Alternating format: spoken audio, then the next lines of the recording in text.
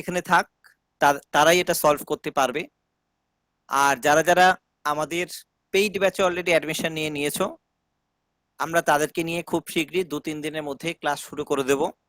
অবশ্যই গ্রুপে সেটা জানিয়ে দেব, এবং আমরা ধারাবাহিকভাবে সেপ্টেম্বর অবধি মক টেস্ট নিয়ে যাব।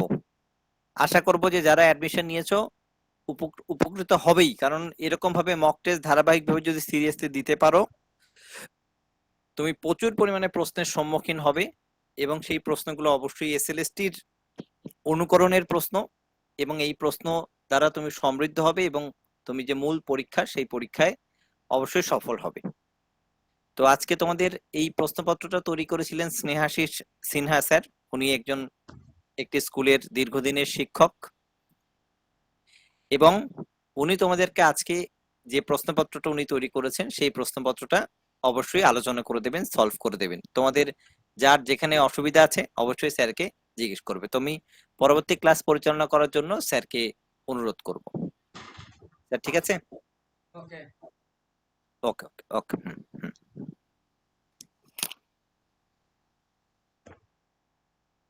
সবাই আমার কথা শুনতে পাচ্ছেন? হ্যাঁ স্যার। আচ্ছা, আপনারা পরীক্ষা দিয়েছেন? দিয়েছিলাম স্যার। আচ্ছা, তো আমরা উত্তরগুলো আগে দেখি।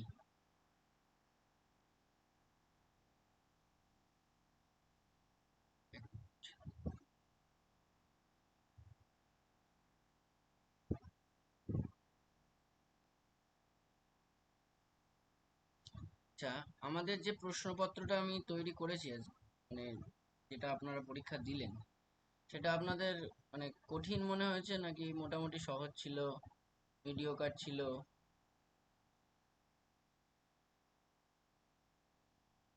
কেমন ছিল? স্যার সহজই ছিল। আচ্ছা, স্যার বলছি, আপনি যে কোশ্চেনটা করেছেন এখানে টেক্সট বুক গুলো থেকে কম কোশ্চেন আছে, তো টেক্সট বুক থেকে কি এরকমই কোশ্চেন থাকবে? দেখুন একটা কথা বলি, কোথা থেকে কতগুলো কোশ্চেন থাকবে বা কতগুলো কোশ্চেন থাকতে পারে সেরকম তো নির্দেশিকা দেওয়া নেই, আছে কি? না স্যার। এবার আমাদের সিলেবাসে আছে সাহিত্য সঞ্চয়ন, সাহিত্য সম্ভার, প্রফেসর শঙ্কু, কোনি, 9-10-এর কথা বলছি, এবং তার সাথে আমাদের সাহিত্যের ইতিহাস, প্রাচীন এবং মধ্যযুগ কিছু সিলেক্টেড আছে, এবং আধুনিক যুগ আছে, আধুনিক যুগেরও সিলেক্ট করা আছে। তো আর এরপরে আছে আমাদের অনুবাদ অনুষঙ্গ, আমাদের আছে বঙ্গানুবাদ, এবং আমাদের আছে ব্যাকরণ। তো এই সব মিলিয়ে আমাদের 60 নম্বরের একটা প্রশ্ন হবে। তো এখানে কোথা থেকে কত নাম্বার থাকবে বা কত রেঞ্জের কোশ্চেন হবে সেটা কিন্তু বলা নেই। তো আগের দিন আমি একটা কোশ্চেন করেছিলাম যেখানে আমি 15টা মতন মনে হয় ব্যাকরণ দিয়েছিলাম, আর আজকে আমি যে প্রশ্নটা আপনাদের করাচ্ছি সেখানে মনে হয় আমি 20টা মতন ব্যাকরণ থেকে কোশ্চেনটা দিয়েছি, যতদূর আমার মনে পড়ছে। তো অসুবিধা নেই, পরের কোশ্চেনে আপনারা দেখবেন যে আবার টেক্সচুয়াল থেকে আপনাদের বেশি আসছে, বা এদিক ওদিক ঘুরিয়ে ফিরিয়ে কোশ্চেনগুলো হবে, বুঝতে পেরেছেন? তবে 15টার মধ্যে থাকবে, 15টা কোশ্চেন স্যার থাকবে। সাহিত্যের উপরে বলুন। হ্যাঁ বলুন। ক্লাস করতে বা এক্সাম করার পরে সেটা ডাউট করতে। শুনতে পাচ্ছি না আমি, একটু পরিষ্কার করে বলুন। সাহিত্যের উপরে কোশ্চেনটা একটু জোর রাখবেন, এটাই বলছি, আর কিছু না। মানে সা- টেক্সট তো আমরা সবাই কম বেশি পড়ে সেটা উদ্ধার করে ফেলি, বা পড়লে আমরা ক্লিয়ার করে নিতে পারি। তো সবাই বিশেষ করে আমি তো একটু কাঁচা বলে তাই জিজ্ঞাসা মানে বলছিলাম আর কি। আচ্ছা, ওটা কোনো বিষয় নয়।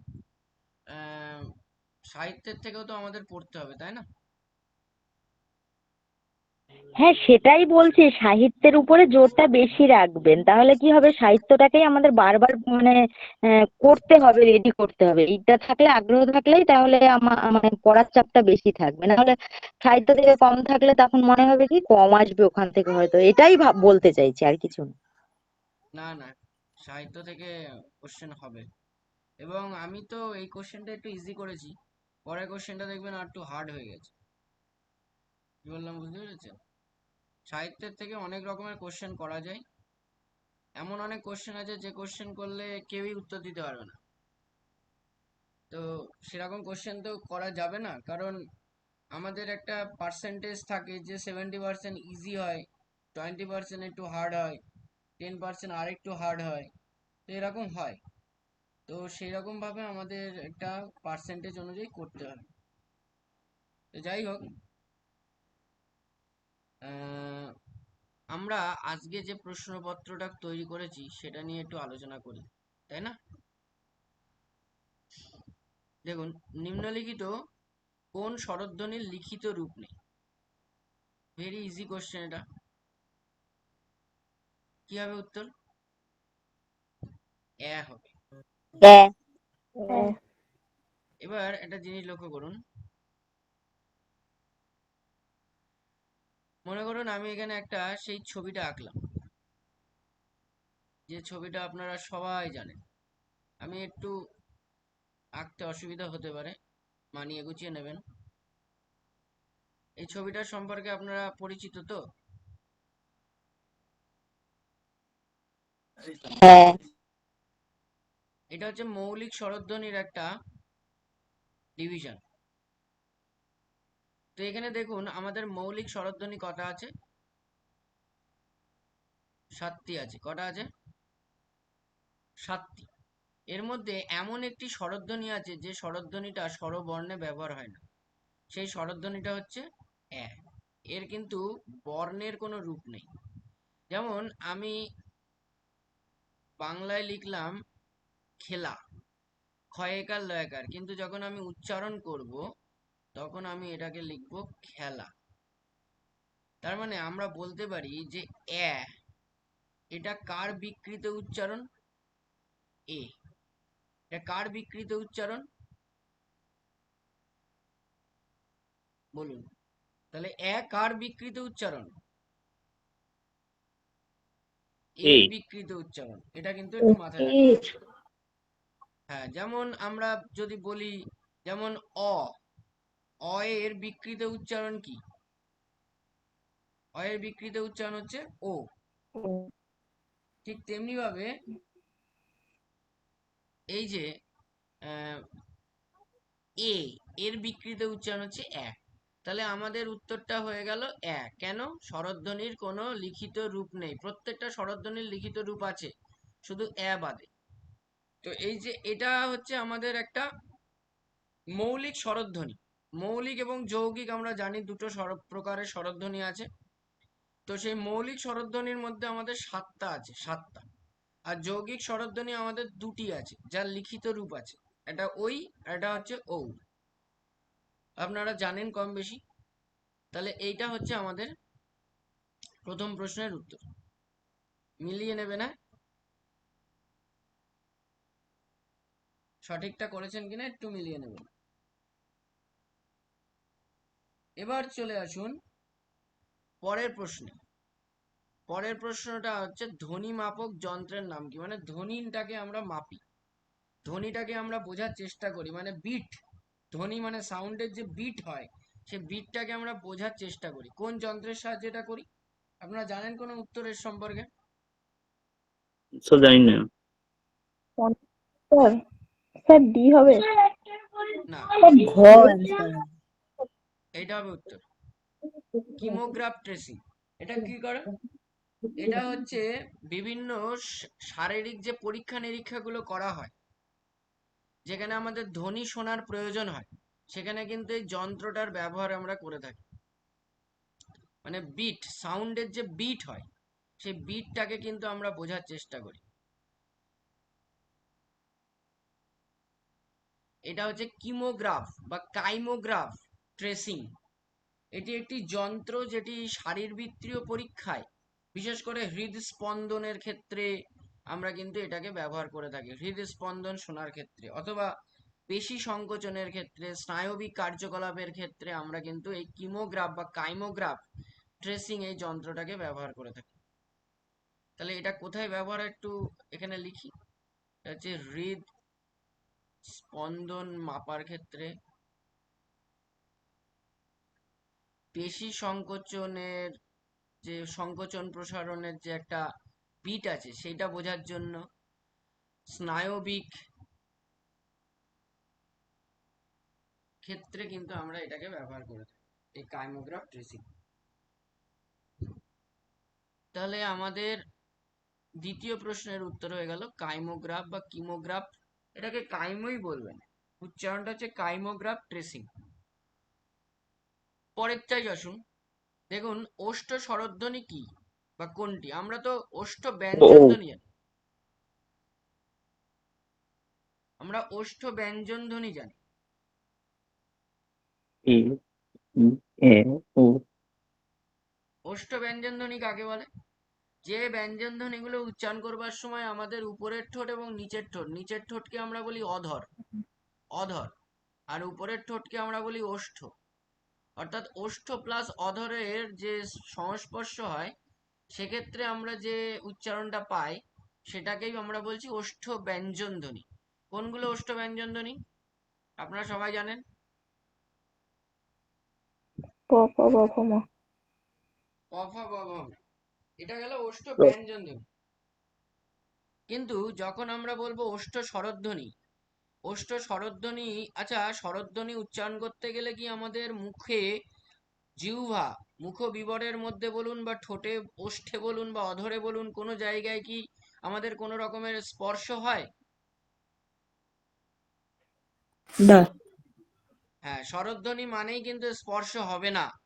তাহলে আপনারা এখানে বলতেই পারেন যে ওষ্ঠ স্বরধ্বনি নামটা কেন দিল? তার কারণ হচ্ছে এখানে অনেক ধরনের স্বরধ্বনি আছে, স্বরধ্বনির ভাগও একই রকম, যেমন কণ্ঠ স্বরধ্বনি আছে, তালব্য স্বরধ্বনি আছে, মূর্ধন্য স্বরধ্বনি আছে, ওষ্ঠ স্বরধ্বনি আছে। কেন এই নামটা দিল? এই নামটা এই জন্যই দিল কারণ এখানে এই দুটো স্বরধ্বনি উচ্চারণ করতে গেলে, কোন দুটো? কোন দুটো? ও এবং ঔ, এই দুটো স্বরধ্বনি উচ্চারণ করতে গেলে আমাদের ওষ্ঠ এবং অধর পরস্পরের সন্নিকটে আসে, পরস্পরের নিকটে আসে।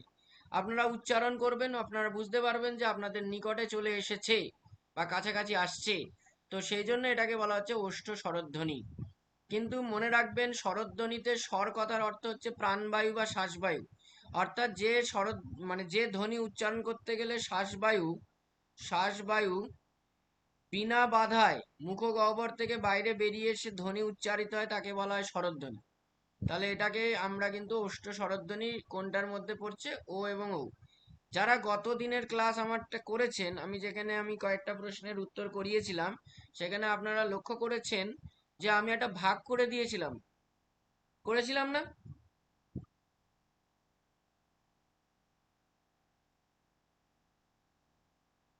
একটু বলবেন কাইন্ডলি, আপনারা কি করেছেন? আপনারা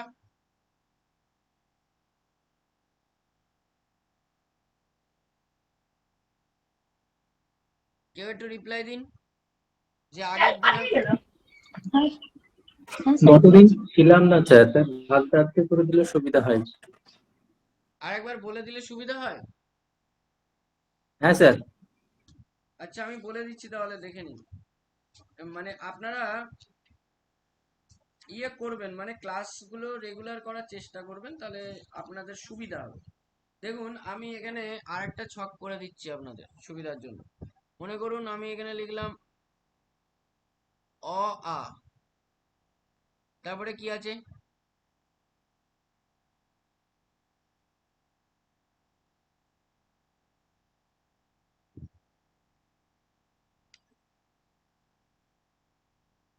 অ আ, এটাকে বলা হয় কণ্ঠস্বর। কণ্ঠস্বর।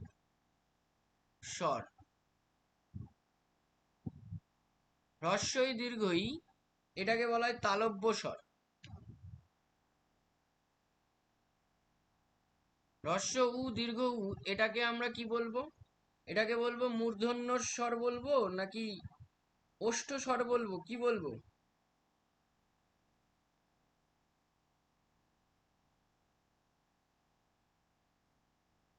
মূর্ধন্য। দেখুন একটা জিনিস এখানে লক্ষ্য করুন, আমি আপনাদের সুবিধার জন্য আরেকবার লিখছি, এটা ওষ্ঠস্বর।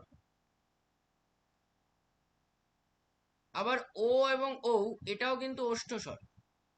কারণ একটা জিনিস একটু লক্ষ্য করুন, আপনারা উচ্চারণ করুন, উ মানে হ্রস্ব উ এবং দীর্ঘ উ উচ্চারণ করুন। দেখুন, হ্রস্ব উ এবং দীর্ঘ উ উচ্চারণ করতে গেলে আপনাদেরকে ঠোঁটের কাছাকাছি আসতে হচ্ছে, মানে দুটো ওষ্ঠকে কাছাকাছি আনতে হচ্ছে, হ্যাঁ কি না? হ্যাঁ আনতে স্যার, হচ্ছে। হ্যাঁ। আবার ও এবং ঔ এইটাকে উচ্চারণ করুন। দেখুন, এখানেও দুটো মানে ঠোঁটকে, মানে উপরের ঠোঁট এবং নিচের ঠোঁট, অর্থাৎ ওষ্ঠ এবং অধর, এই দুটোকেও কিন্তু পরস্পর নিকটে আনতে হচ্ছে, ও এবং ঔ। তো এই দুটোকেই আমরা কিন্তু ওষ্ঠ স্বরধ্বনির মধ্যে ফেলতে পারি। তাহলে আমাদের এখানে যে উত্তরটা আছে, সেখানে এখানে দুটো উত্তরই সঠিক হবে। তো আপনারা যে কোনো একটা যদি করে থাকেন, তাহলে এটার আপনারা কিন্তু মার্কস পেয়ে যাবেন, যে কোনো একটা যদি করে থাকেন। আশা করি আপনারা সঠিক উত্তরই করেছেন। তবে রি, এটা হচ্ছে মূর্ধন্য স্বর। কারণ রি উচ্চারণ করতে গেলে আমাদের মূর্ধাকে স্পর্শ করতে হয় না, কিন্তু মূর্ধার কাছে যেতে হয়, জিহ্বাটিকে। আর এ আর ওই, এটাকে বলা হয় কণ্ঠ তালব্য স্বর। মানে যেখানে কণ্ঠ এবং তালু দুটোরই স্পর্শ না হলেও কাছাকাছি আসছে, মানে প্রভাব আছে। তাহলে এই হচ্ছে আমাদের আগের দিনের যে ছকটা আমরা করেছিলাম, সেই ছকটা। এই ছকটা কিন্তু একটু মাথায় রাখবেন। তো এটা হচ্ছে আমাদের বিষয় 1 নম্বর। এখানে আপনারা পেয়ে যাবেন যদি আপনারা যে কোনো একটা করে থাকেন। স্যার ও আর ওটা তো কণ্ঠস্থ স্যার। হ্যাঁ, কণ্ঠস্থ, কিন্তু ওষ্ঠর এখানে প্রভাব রয়েছে। তো ওষ্ঠর এখানে প্রভাব রয়েছে, যদি ওষ্ঠ স্বরধ্বনি দেয় এবং দুটোই অপশনে থাকে, তাহলে আপনারা করতে পারেন, অসুবিধা নেই। কারণ এখানে কণ্ঠর থেকেও ওষ্ঠের প্রভাবটা বেশি। ও এবং ও আপনারা যখন বলছেন, তখন দেখবেন আপনাদের ওষ্ঠ যুগল, মানে ওষ্ঠ এবং অধর আপনাদের নিকটে আসছে, সন্নিকটে। সেই জন্য কণ্ঠস্থ তো বটেই, কিন্তু এখানে ওষ্ঠ যদি আমি এটাকে বলি, তাহলে কোনো সমস্যার কোনো কারণ নেই। বুঝতে পেরেছেন? হ্যাঁ স্যার। আচ্ছা, স্যার আমার একটা প্রশ্ন একটু করব। হ্যাঁ বলুন। আচ্ছা, বলছি এই যৌগিক স্বরধ্বনির ক্ষেত্রে ও এবং ও, এক্ষেত্রে মানে এই দুটো স্বরধ্বনিকে ভাঙলে আমরা কি কি পাবো? মানে কোথাও কোথাও দেখি এ যুক্ত হর্ষই, আবার দুটোই কোথাও দেখি দুটোই সঠিক, দুটোই সঠিক। এটাও সঠিক। আর ঔকে ভাঙলে আপনারা কি বলছেন? কোথাও কোথাও ও রয়েছে যুক্ত, এরকম, তাই না? আবার এরকম ও যুক্ত হর্ষই আছে, আবার কোথাও ও যুক্ত হর্ষও থাকে, মানে অ নয় আবার ও থাকে, এ হ্যাঁ, যুক্ত হর্ষই। এবার আমি বলি, আপনারা যে কোনো একটা লিখলেই সঠিক। এটাও সঠিক। আবার আপনি যদি এরকম লেখেন ওই, ওই, এটাও সঠিক। কি বললাম বুঝতে পেরেছেন? তবে এইটা হচ্ছে অথেন্টিক। এটা বিভিন্ন ব্যাকরণের বইতে, মানে যেগুলো অথেন্টিক বই আছে, যেটা একটু হায়ার স্টাডিজ এর বই, সেখানে কিন্তু অযোগ হ্রস্ব ইর ব্যবহারটাই দেওয়া আছে। কি বললাম বুঝতে পেরেছেন? আচ্ছা, অযোগ হ্রস্ব ই। আবার ও এর ক্ষেত্রে তো এ যুক্ত হর্ষইও দেয়া থাকে, তাহলে কি সেটাও ঠিক হবে? এ যুক্ত, হর্ষই। না না না, ওটা কি উচ্চারণে আসছে ওই? এ যুক্ত হ্রস্বই না, ও যুক্ত হ্রস্ব ওই, ওই। আচ্ছা, ঠিক উচ্চারণটা আছে করুন, স্যার। উচ্চারণ করলে বুঝতে পারবেন। ও যোগ হ্রস্ব ই। ওই কি বললাম বুঝতে পেরেছেন? ও যোগ হ্রস্ব ই, হ্যাঁ হ্যাঁ হ্যাঁ স্যার। ওই। ঠিক। ওই এবং ও, হুম, আপনারা এটা করবেন, এটা করলে সবচেয়ে বেটার হয়, উপরেরটা। ঠিক আছে? ঠিক অযোগ আছে স্যার। হ্রস্ব ই এবং অযোগ হ্রস্ব উ, এইটা করবেন, এটা সবচেয়ে বেটার। তবে এটা অপশনে থাকবেই। এই উপরে যেটা আমি গোল পাকিয়ে দিয়েছি, এইটা কিন্তু হুম, অপশনে অবশ্যই থাকবে। এটাই হচ্ছে অথেন্টিক। ঠিক আছে স্যার। আচ্ছা, পরের কোশ্চেনে দেখুন, নিম্নলিখিত কোনটি সম্মুখ স্বরধ্বনি নয়? স্যার ও। নয়। এবার আমি একটু আগে একটা ছক করে দেখালাম আপনাদেরকে। এই যে যে ছকটা আমি আবার করছি, এখানে আমরা লিখেছিলাম এক মিনিট। হ্রস্ব ই, হ্রস্ব উ, এ, ও, এ, অ আর আ। এর মধ্যে আপনারা দেখুন তো কোনটা আপনাদের পেছন দিকে রয়েছে, সম্মুখে নেই। এইগুলো হচ্ছে সম্মুখ। হ্রস্ব ই, এ আর এ, এই তিনটে হচ্ছে সম্মুখ, আর এই তিনটে হচ্ছে পশ্চাৎ, উ, ও আর অ। তো এর মধ্যে কোনটা নেই? এ আছে, ই আছে আর এ আছে, তাহলে কোনটা নেই সম্মুখে? ও ও ও। তাহলে ওটা কিন্তু সম্মুখ না, ও হচ্ছে পশ্চাৎ। তাহলে আমরা যদি ওকে লিখি তাহলে কি লিখতে পারবো? ওকে লিখতে পারবো পশ্চাৎ। ওকে আর কি লিখতে পারবো? ওকে লিখতে পারবো কুঞ্চিত। ওকে আর কি লিখতে পারবো? উচ্চ মধ্য। ওকে আর একটা লিখতে পারবো অর্ধ সংবৃত। এগুলো নিয়ে আপনাদের ধারণা আছে তো? পশ্চাৎ, কুঞ্চিত, হ্যাঁ উচ্চ মধ্য আর অর্ধ সংবৃত। হ্যাঁ স্যার। আচ্ছা, তাহলে ওকে যদি আমরা বিশ্লেষণ করি, ক্যাটাগরি করি, তাহলে ক্যাটাগরি ওয়াইজ এটা হয়ে যাবে পশ্চাৎ, কুঞ্চিত, উচ্চ মধ্য এবং অর্ধ সংবৃত। চারটেই হয়। সুতরাং আমাদের চারটেই কিন্তু মাথায় রাখতে হবে যে পশ্চাৎ স্বরধ্বনীয় বলে, কুঞ্চিত। কুঞ্চিত কেন? ওষ্ঠের আকৃতি অনুযায়ী এটা কুঞ্চিত। পশ্চাৎ কেন? জিহ্বার সামনে পেছনে অবস্থান অনুযায়ী এটা পশ্চাৎ। উচ্চ মধ্য কেন? জিহ্বার উপর নিচ অবস্থান অনুযায়ী এটা উচ্চ মধ্য, সেকেন্ড পজিশনে আছে। আর অর্ধ সংবৃত কেন? সংবৃত মানে আবদ্ধ থাকা, ভরাট থাকা, বন্ধ থাকা। কিন্তু যখন ও উচ্চারণ করছি তখন জিহ্বা একটু উপরের জায়গা থেকে নিচে নামছে, ফলে একটু হালকা খালি হচ্ছে, উন্মুক্ত হচ্ছে, সেই জন্য এদেরকে অর্ধ সংবৃত বলা হয়। তো আশা করি আপনারা বুঝতে পেরেছেন এখানে প্রত্যেকটা স্বরধ্বনির বিশেষ কিছু বৈশিষ্ট্য আছে। তো এখান থেকে ধ্বনি থেকে কিন্তু আপনারা প্রশ্ন পাবেনই, এটুকু কিন্তু আমি বলে দিলাম। এইবার আপনাদের এটা দেখুন, চূড়া থেকে চূড়ো কি ধরনের পরিবর্তন। স্যার পরাগত। এবার ভালো করে লক্ষ্য করুন, একটুখানি বোঝার চেষ্টা করবেন। হ্যাঁ, আচ্ছা, স্বরসঙ্গতি কি, কেন হয়, এটা জানতে হবে। স্বরসঙ্গতি কি এবং কেন হয়?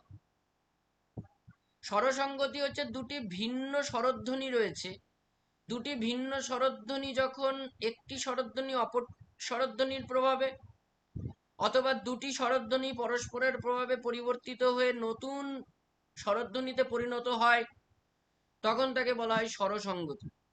অর্থাৎ স্বরের মধ্যে সঙ্গতি স্থাপনকে বলা হয় স্বরসঙ্গতি। ঠিক তো? তাহলে আমরা বলতে পারি স্বরের মধ্যে সঙ্গতি স্থাপন।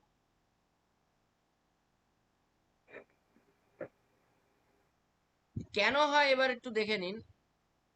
সেই ছবিটাই আমি আঁকবো, কেন আঁকবো, এটা খুব গুরুত্বপূর্ণ একটা ছবি, মানে এটা একটা ডায়াগ্রাম, অত্যন্ত গুরুত্বপূর্ণ। কেন? সব দিক থেকেই গুরুত্বপূর্ণ। মনে করুন আমি লিখলাম, আচ্ছা এখানে কি হয়? হ্রস্বই, এখানে উ, এখানে এ, এখানে ও, এখানে এ, এখানে অ, আর লাস্টে আ, শেষে। মনে করুন আমি লিখলাম লিখা, গ্রেটার দেন আমি লিখলাম লেখা। তাহলে আমি লিখা থেকে কোথায় আসলাম বলুন? লেখা। লিখা থেকে আমরা কোথায় আসলাম? লেখায়। লেখায়।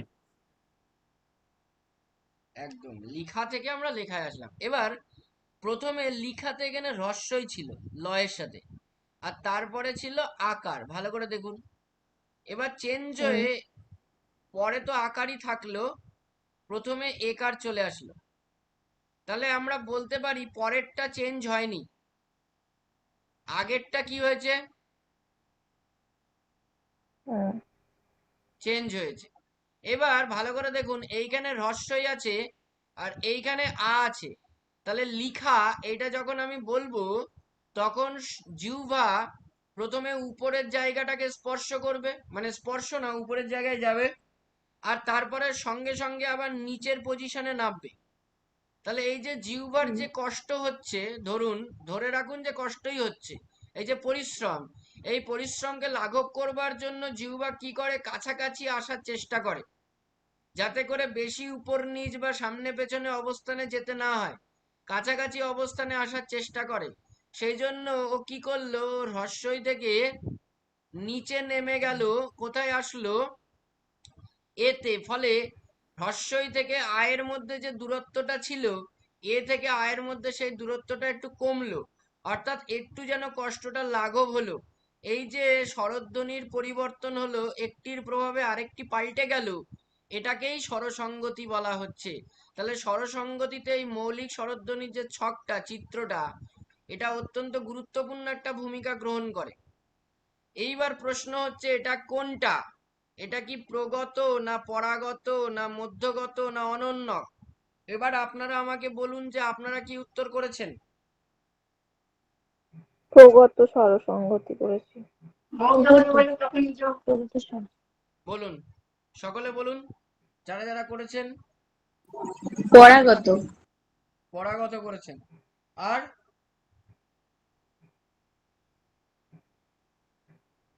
বাকি?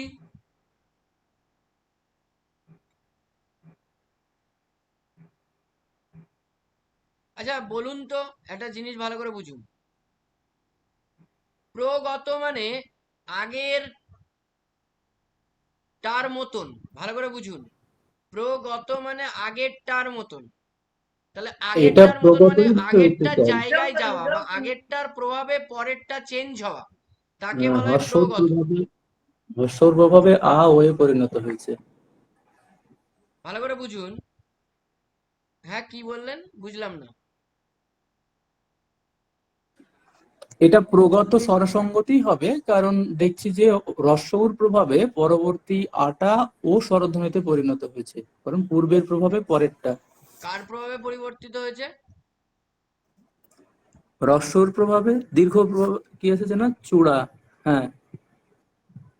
হ্যাঁ, তাহলে ভালো করে বুঝুন, আগেরটা ঠিক আছে তো,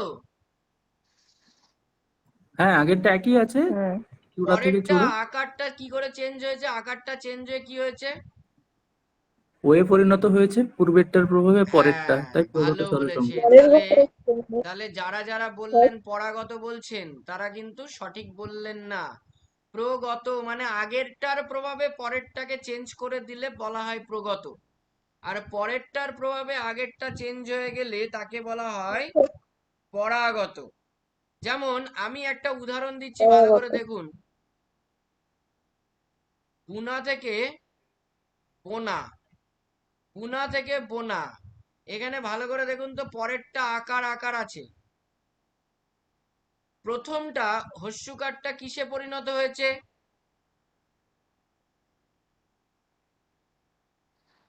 স্যার এটা পূর্ববর্তী স্বরের প্রভাবে ওকারে, সুগারটা ওকারে পূরণীয় হয়েছে।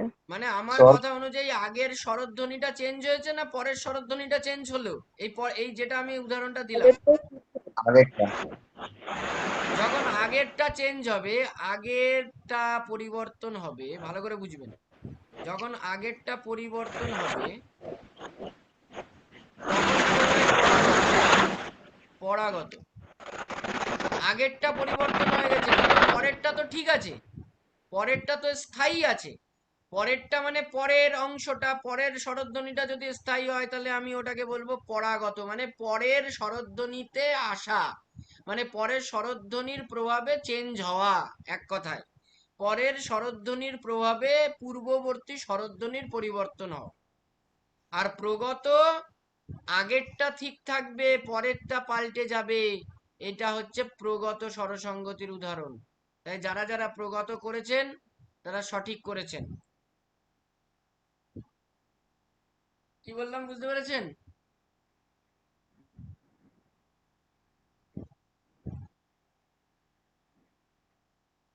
কোনো সমস্যা? হ্যাঁ স্যার। স্বরসঙ্গতির সমস্যা?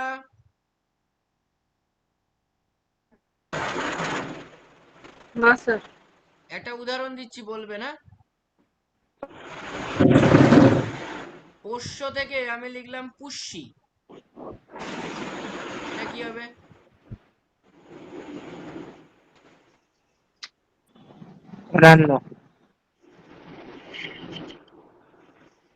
বলুন।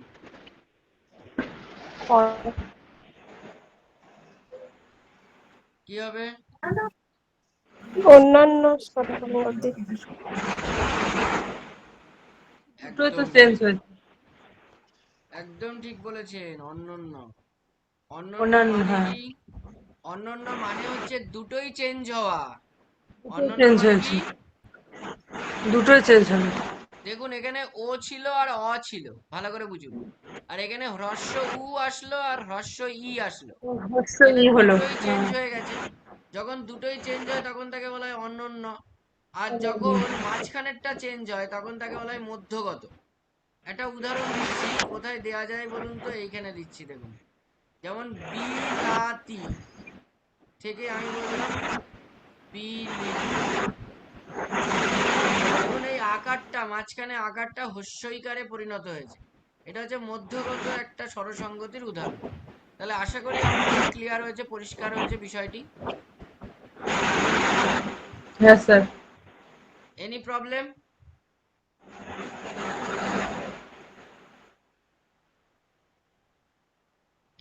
এই বানানটা একটু ভুল হয়ে গেছে, দ্বন্দ্ব হবে। আচ্ছা, পবিত্র হ্যাঁ স্যার। সরকার দ্বন্দ্ব সমাসের কি নামকরণ করেছেন? পবিত্র সরকার দ্বন্দ্ব সমাসের নামকরণ করেছেন বন্ধন সমাস। বন্ধন মানে কি? হয়েছে। অ্যাকচুয়ালি এটা কিন্তু যুক্ত সমাসও হতে পারে, যুক্ত সমাজ, হ্যাঁ যুক্ত স্যার, যুক্ত সমাসও হতে সমাজ পারে। দিয়েছি।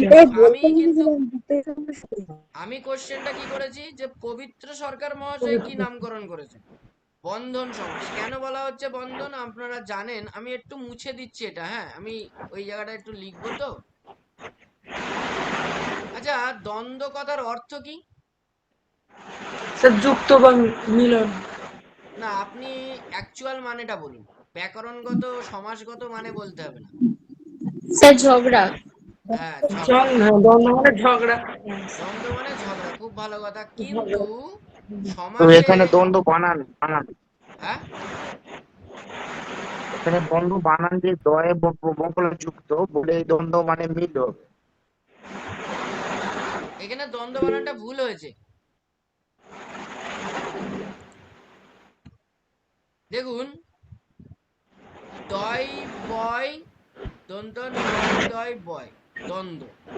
দ্বন্দ্ব কথার অর্থ হচ্ছে, আমি যদি এটাকে ভাঙি তাহলে দেখবেন দ্বি যোগ দ্বি আছে, কিছু কিছু বইতে লেখা আছে দ্বি যোগ দ্বি। তার মানে দুটোরই সমান অর্থ। যদি বলে কোন সমাসে উভয় পদ প্রধান, কোন দ্বন্দ্ব পদে সমাজ। উভয় পদ প্রধান? উভয় পদ বলতে আমরা জানি পূর্ব পদ ও পরপদ। কোন সমাসে পূর্বপদ এবং পরপদ উভয় পদ প্রধান? উত্তর হবে দ্বন্দ্ব সমাস। খুব ভালো কথা। কেন তাহলে দ্বন্দ্ব সমাসের এরকম নামকরণ হলো?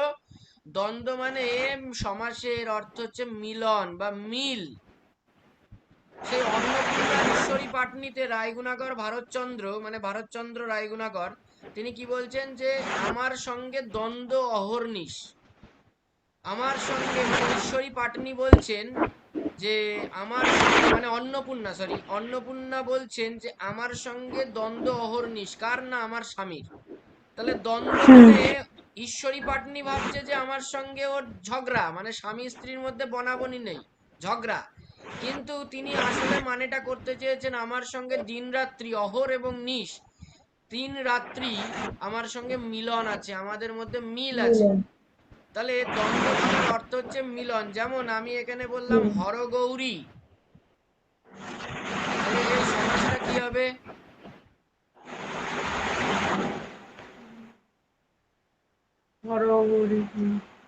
হর এবং গৌরী। এইবার একটা জিনিস লক্ষ্য করুন, ভালো করে বুঝবেন।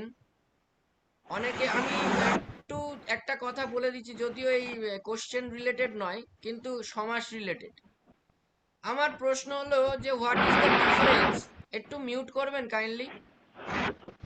What is the difference between, আওয়াজ আসছে madam, what is the difference between দ্বন্দ্ব এবং কর্মধারয়, মানে দ্বন্দ্ব অ্যান্ড কর্মধারয় এর মধ্যে ডিফারেন্সটা কি? ক্যান এনিওয়ান সে, আমি বলতে পারবেন? কেউ একজন বলতে পারবেন? স্যার দ্বন্দ্ব স্যার দ্বন্দ্ব দ্বন্দ্ব স্যার স্যার, দ্বন্দ্ব সমাজে তো মানে পূর্বপদ পরপদ দুটাই সমান থাকবে, আর ইয়েস, কর্মধারয় সমাজে তো পরপদের গুরুত্বটা বেশি থাকবে। খুব ভালো কথা। কর্মধারয় সমাজে পরপদের গুরুত্ব বেশি থাকবে, খুবই ভালো কথা বলেছেন। কিন্তু আমি, এটা তো আপনারা জানেন, কিন্তু আমি কর্মধারয় তো স্যার অব্যয় থাকবে নি, সংযোগ অব্যয়। স্যার হ্যাঁ আরেকটা হ্যাঁ পার্থক্য আছে স্যার, আরেকটা পার্থক্য লক্ষ্য করা যায় স্যার, হ্যাঁ বলুন। বলবো?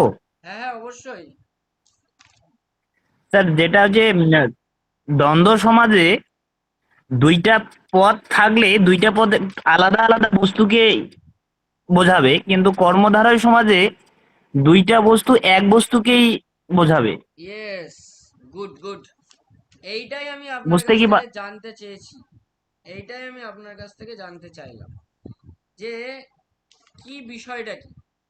যে দেখুন, আমি এখানে বললাম, ভালো করে বুঝবেন, আমি এখানে হরগৌরী বললাম, লিখেছি আমি অলরেডি হরগৌরী।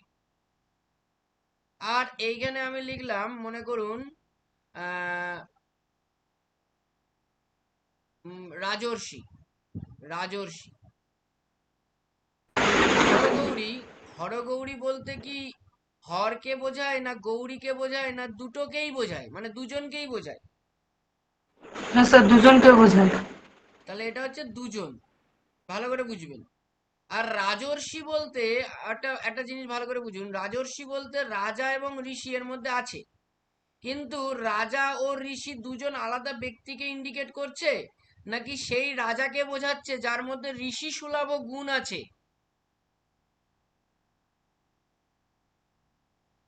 ভালো করে বুঝুন, রাজর্ষি বলতে রাজাকেই বোঝাচ্ছে।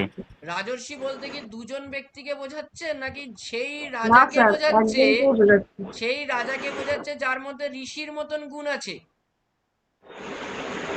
হ্যাঁ স্যার, একজনকেই বোঝাচ্ছে। হ্যাঁ, তার মানে এটা একজনকে সেরকম বোঝাচ্ছে, একজন এটা একজনকে বোঝাচ্ছে, আর এটা দুজনকে বোঝাচ্ছে। আর একটা পার্থক্য জানেন?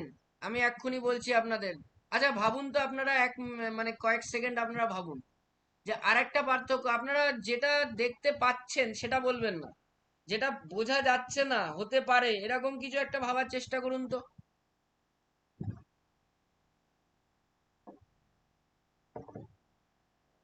স্যার, দুটোই কি বিশেষ্য পদে প্রাধান্য পাবে?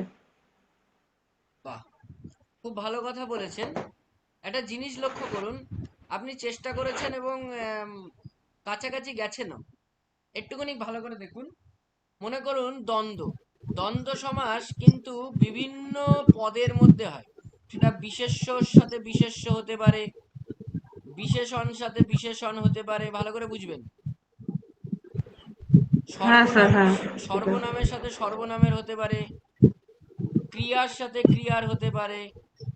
তাহলে এই দ্বন্দ্ব সমাস এই চারটের সাথে হতে পারে, কিন্তু দ্বন্দ্ব সমাস কখনোই, ভালো করে বুঝবেন, দ্বন্দ্ব সমাস কখনোই বিশেষ্য এবং বিশেষণের মধ্যে হবে না, বিশেষণ এবং সর্বনামের মধ্যে হবে না, সর্বনাম এবং ক্রিয়ার মধ্যে হবে না, ক্রিয়ার বিশেষ্যের মধ্যে হবে না। হলে বিশেষ্য বিশেষ্য হবে, নাহলে বিশেষণ বিশেষণ হবে, নাহলে সর্বনাম সর্বনাম হবে, নাহলে ক্রিয়া ক্রিয়া হবে। ঠিক তো? আপনাদের অসুবিধা হচ্ছে হ্যাঁ আমি স্যার। এখানে উদাহরণ দেবো, উদাহরণ দেবো দুটো, দেখুন। দিন। হ্যাঁ স্যার, দেন। আচ্ছা উদাহরণ দিচ্ছি, দেখুন। মনে করুন আমি বললাম, আমি একটা উদাহরণ দিই আপনাকে, বিশেষ্যত্ব দিয়েই দিলাম। কি উদাহরণ দিলাম বিশেষ্যর? বিশেষ্যের উদাহরণ দিয়েছি হরগৌরী, দিয়েছি তো? এটা কিন্তু বিশেষ্য, হর একটা বিশেষ্য, গৌরীও একটা বিশেষ্য। এবার দুটো বিশেষণ পদের একটা উদাহরণ দিচ্ছি দেখুন। আমি বললাম দিন দুঃখী, দিন দুঃখী, তাহলে দিন একটা বিশেষণ পদ, দুঃখীও একটা বিশেষণ পদ, ঠিক কিনা বলুন? হ্যাঁ স্যার। এবার আর একটা ক্রিয়াপদের উদাহরণ দিচ্ছি, মনে করুন নাচ গান, নাচ গান, তাহলে নাচ একটা ক্রিয়াবাচক বিশেষ্য, গানও কিন্তু একটা ক্রিয়াবাচক বিশেষ্য। তাহলে গান এইটা কিন্তু একটা ক্রিয়ারই কথা বলছে। আবার মনে করুন আমি বললাম ভাঙে গড়ে, নদীর একুল গড়ে ওকুল ভাঙে, তাহলে ভাঙে গড়ে, তাহলে ভাঙে গড়ে ওটাও কিন্তু একটা ক্রিয়া। এবার মনে করুন আমি একটা সর্বনামের উদাহরণ দিলাম, যেমন আমি বললাম মনে করুন যাকে তাকে, যাকে তাকে, আমি বললাম যাকে, ছোট্ট একটা হাইফেন দিয়ে লিখলাম তাকে, তাহলে এর মানে হচ্ছে যাকে ও তাকে দুটোই সর্বনাম পদ। তাহলে সর্বনাম সর্বনাম হবে, বিশেষণ বিশেষণ হবে, বিশেষ্য বিশেষ্য হবে, ক্রিয়া ক্রিয়া হবে। এবং আরেকটা জিনিস মাথায় রাখবেন, যখন দুটো পদ আলাদা হবে তখন তাদেরকে এক পদে পরিণত করতে গেলে মাঝখানে একটা হাইফেন দেবেন, হাইফেন না দিলে ভুল হবে। আপনি যদি এরকম লিখে আসেন বা লেখেন যাকে তাকে, এটা একটা দ্বন্দ্ব সমাস, সঠিক কথা, কিন্তু এটা কিন্তু দুটো পদ হয়ে গেল, এক পদ হলো না। যাকে একটা পদ, তাকে একটা পদ, সমাস হতে গেলে এক পদ হতে হবে, আলাদা আলাদা পদ হলে কিন্তু সমাস হবে না। এবার কর্মধারয় সমাসের একটা উদাহরণ দিচ্ছি দেখুন। কর্মধারয় সমাস বিশেষ্য বিশেষণের সমাস। যদি বলে পরীক্ষায় বিশেষ্য বিশেষণের সমাস কোনটা, বিশেষ্য এবং বিশেষণ পদের সমাস কোনটা, তাহলে কি হবে উত্তর? কি হবে? কর্মধারয়, কর্মধারয় স্যার। কর্মধারয়। কর্ম এখানে অন্য কোনো পদ থাকেই না, এখানে বিশেষ্য আর বিশেষণই থাকে। যেমন আমি একটা উদাহরণ দিচ্ছি। স্যার হ্যাঁ বলুন। বলছি সর্বনামের সাথে বিশেষণ বা সর্বনামের সাথে ক্রিয়া কি কর্মধারয় হয় না? কি করে হবে একটা উদাহরণ দিন তো, একটা উদাহরণ দিন স্যার আপনি। স্যার আসছে না ঠিক। আসবে না, কারণ কোনোদিন হয়ই না। মনে রাখবেন বিশেষ্য বিশেষ্য বিশেষণ বিশেষণ অথবা বিশেষ্য বিশেষণ, এই তিন রকমের ক্যাটাগরির মধ্যেই থাকবে কর্মধারয় সমাস। কি বললাম বুঝতে পেরেছেন? হ্যাঁ আপনি, হ্যাঁ স্যার। আপনাকে আমি আরো 10টা উদাহরণ দেব, একটাতেও আপনি কোনো ক্রিয়া বা স্যার, সর্বনাম পাবেন স্যার না। স্যার, আমি বল স্যার, তাহলে দাদা ঠাকুর, হ্যাঁ, দাদা ঠাকুর কি করে কর্মধারয় হচ্ছে স্যার? দাদা ঠাকুর, তার মানে দাদা আর ঠাকুর দুজন একই ব্যক্তিকে হ্যাঁ বোঝাচ্ছে। দাদা একটা বিশেষ্য পদ আর ঠাকুরও একটা বিশেষ্য পদ। হ্যাঁ, এইটা তো দুই- হ্যাঁ, আমি তো ওইটাই বলতে চাচ্ছি যে দুইটাই বিশেষ্য। হ্যাঁ, দুটোই বিশেষ্য তো। তাহলে আমি প্রথম নিয়ম হচ্ছে কর্মধারায় হতে গেলে বিশেষ্য বা বিশেষণ হতে হবে। তাহলে দাদা ঠাকুর, আমি আপনার কথা লিখলাম এখানে, আমি এখানে লিখছি দাদা ঠাকুর। দাদা ঠাকুর, এই যে আমি কথাটা লিখলাম, এর মধ্যে দাদা বিশেষ্য ঠাকুর বিশেষ্য। আচ্ছা, দাদা ঠাকুর বলতে কি একজন দাদা, মানে দাদা মানে হচ্ছে দাদু টাইপের লোক, মানে দাদুই আর কি ধরে নিন, তাই তো? ঠাকুরদা, তাই তো? হ্যাঁ, একজনকেই বোঝাচ্ছে। আচ্ছা, দাদা ঠাকুর বলতে কি আমরা যদি উল্টে দিয়ে এটাকে আমরা ঠাকুর দাদা বলতে পারি না? হ্যাঁ স্যার। তাহলে ঠাকুর দাদা বলতে কি দুজন আলাদা আলাদা লোককে বোঝায়, একজন ঠাকুর আর একজন দাদা? না স্যার, একজনকেই বোঝাচ্ছি। না, হ্যাঁ, যিনি দাদা তিনি ঠাকুর। হ্যাঁ ঠিক বলেছেন। তাহলে যিনি দাদা তিনি ঠাকুর, খুব ভালো কথা। তাহলে এখানে কর্মধারায় কেন হলো স্যার, বুঝতে পেরেছেন আপনি?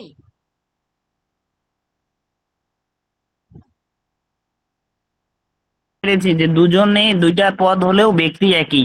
একদম, ব্যক্তি একই। এবার একটা মজার কথা বলবো, পুর- আপনার জীবনে আর ভুল হবে না।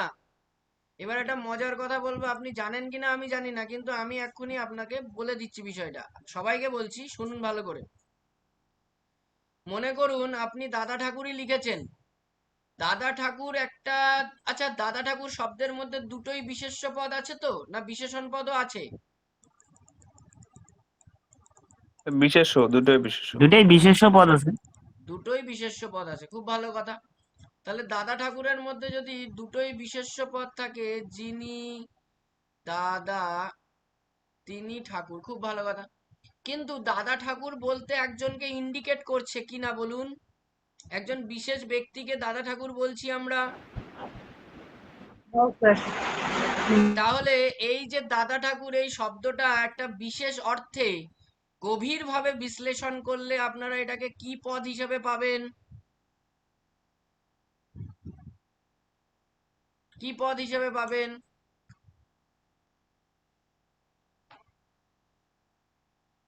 বিশেষণ হিসেবে সর্বনাম। পাবেন, বিশেষণ। ভালো করে দেখুন, যিনি দাদা তিনি ঠাকুর। বিশেষণ, হ্যাঁ ঠিক ঠিক। আমি বললাম ইনি আমার দাদা ঠাকুর, ইনি আমার দাদা ঠাকুর। তাহলে আচ্ছা, গুরু নাটক পড়েছেন রবীন্দ্রনাথের?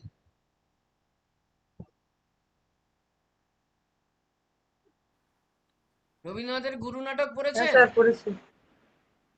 ওইখানে একটা ছিল হ্যাঁ না স্যার। যে দাদা ঠাকুর? হ্যাঁ স্যার দাদা ঠাকুর ছিল। হ্যাঁ, দাদা ঠাকুর চরিত্রে রবীন্দ্রনাথ ঠাকুর অভিনয় করেছিলেন। যাই হোক, তো ইনি আমার দাদা ঠাকুর, তাহলে আমি একজন ব্যক্তিকে ইন্ডিকেট করছি দাদা ঠাকুর হিসাবে, তাহলে সেটা একটা বিশেষণ পদ হবে তো?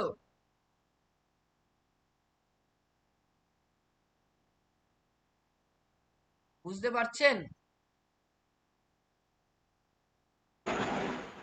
হ্যাঁ স্যার। হ্যাঁ স্যার।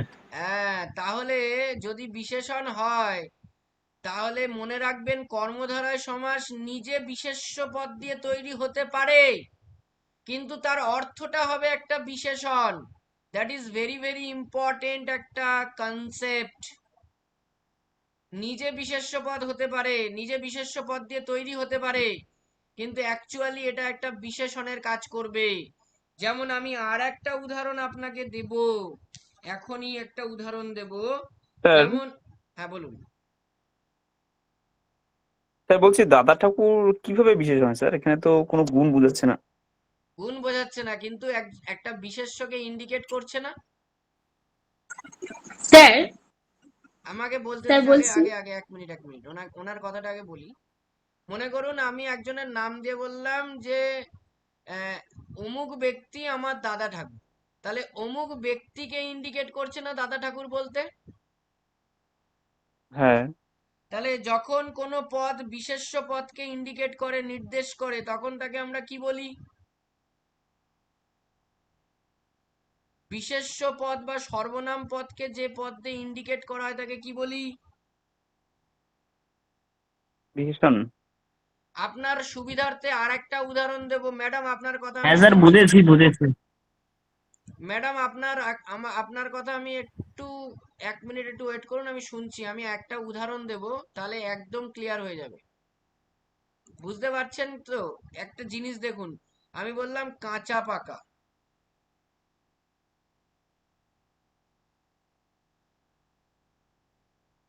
কাঁচা পাকা দুটাই তো বিশেষণ। দুটোই বিশেষণ, কিন্তু কাঁচা পাকা বলতে একটা বিশেষ, যেমন আম বলি, আম কাঁচা পাকা। তাহলে কাঁচাও না পাকাও না, মানে মাঝামাঝি, যেটা কাঁচা সেটাই পাকা, মানে যা কাঁচা তাই পাকা, এরকম অর্থে বোঝাচ্ছে। তাহলে আমটাকে ইন্ডিকেট করছে কাঁচা পাকা দিয়ে, ইয়েস অর নো? হ্যাঁ স্যার। Yes. হ্যাঁ তাহলে স্যার। এটা একটা বিশেষণ হবে কিনা বলুন তো?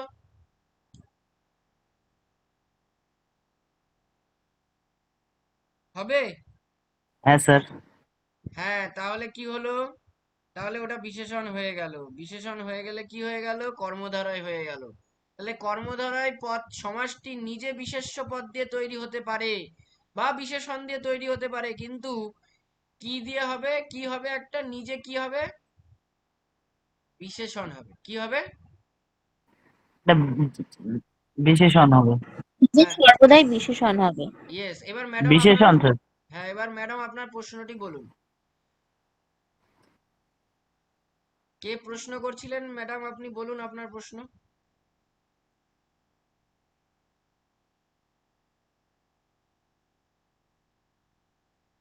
কেউ নেই। কোন সমাসকে কারকলোপী সমাস বলা হয়? উত্তর হচ্ছে তৎপুরুষ। তৎপুরুষ সমাসকে কারকলোপী সমাস বলা হয়। কেন বলা হয়? কারণ তৎপুরুষ সমাসে পূর্বপদে কারক সূচক বিভক্তি লোপ পায়। তৎপুরুষ সমাসে পূর্বপদে কারক সূচক বিভক্তি লোপ পায়। কি বললাম বলুন? পূর্বপদে কারক লোপ পায়। কারক বিভক্তিগুলো লোপ পায়। হ্যাঁ, যেমন এর নাম আছে কর্ম তৎপুরুষ, করণ তৎপুরুষ, নিমিত্ত তৎপুরুষ, অপাদান তৎপুরুষ, অধিকরণ তৎপুরুষ আর সম্বন্ধ তৎপুরুষ। ঠিক তো? তাহলে কর্ম, করণ, নিমিত্ত, অপাদান, অধিকরণ এগুলো কিসের ভাগ? এগুলো কিসের ভাগ? কারকের ভাগ। তাহলে কারকের ভাগ বলে এখানে পূর্বপদে মনে করুন আমি একটা সমাস লিখলাম, হ্রদ দেখা। হ্রদ দেখা, তাহলে কি দেখা প্রশ্ন করুন, দেখাটাকে, দেখা ক্রিয়াপদকে প্রশ্ন করুন। আচ্ছা, তৎপুরুষ সমাসে কোন পদের অর্থ প্রাধান্য পায়? পরপদের অর্থ প্রাধান্য পায়। কোন পদের অর্থ প্রাধান্য পায়? পরপদের অর্থ প্রাধান্য পায়। কেন পরপদের অর্থ প্রাধান্য পায় ভালো করে বুঝুন। হ্রদটা একই দেখলাম, হ্রদটা একই রাখলাম, কিন্তু দেখাটাকে যদি আমি চেঞ্জ করে দিই তাহলে কিন্তু আমার সমাস পাল্টে যেতে পারে। তাহলে আমার সমাসটাকে নির্ণয় করতে গেলে আমাকে পরপদকে দেখতে হবে। তৎপুরুষ সমাসে আমাকে পরপদকে প্রাধান্য দিতে হবে। আমি বললাম কি দেখা, উত্তর আসবে রথ দেখা। এবার আমি এটাকে ব্যাস বাক্য করলাম, রথ কে দেখা। তাহলে এখানে কে বিভক্তি লোপ পাচ্ছে, কে। আমরা জানি কে হচ্ছে দ্বিতীয়া বিভক্তি, দ্বিতীয়া। আর দ্বিতীয়া মানে কর্ম, দ্বিতীয়া মানে কর্ম। তাহলে কর্মকারকে কি বিভক্তি থাকে সাধারণত?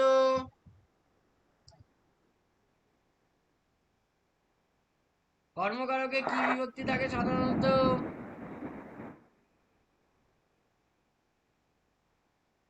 বলুন আপনারা, বুঝতে না পারলে জিজ্ঞেস করবেন। কে স্যার? হ্যাঁ, তবে তবে একটা তবে আছে।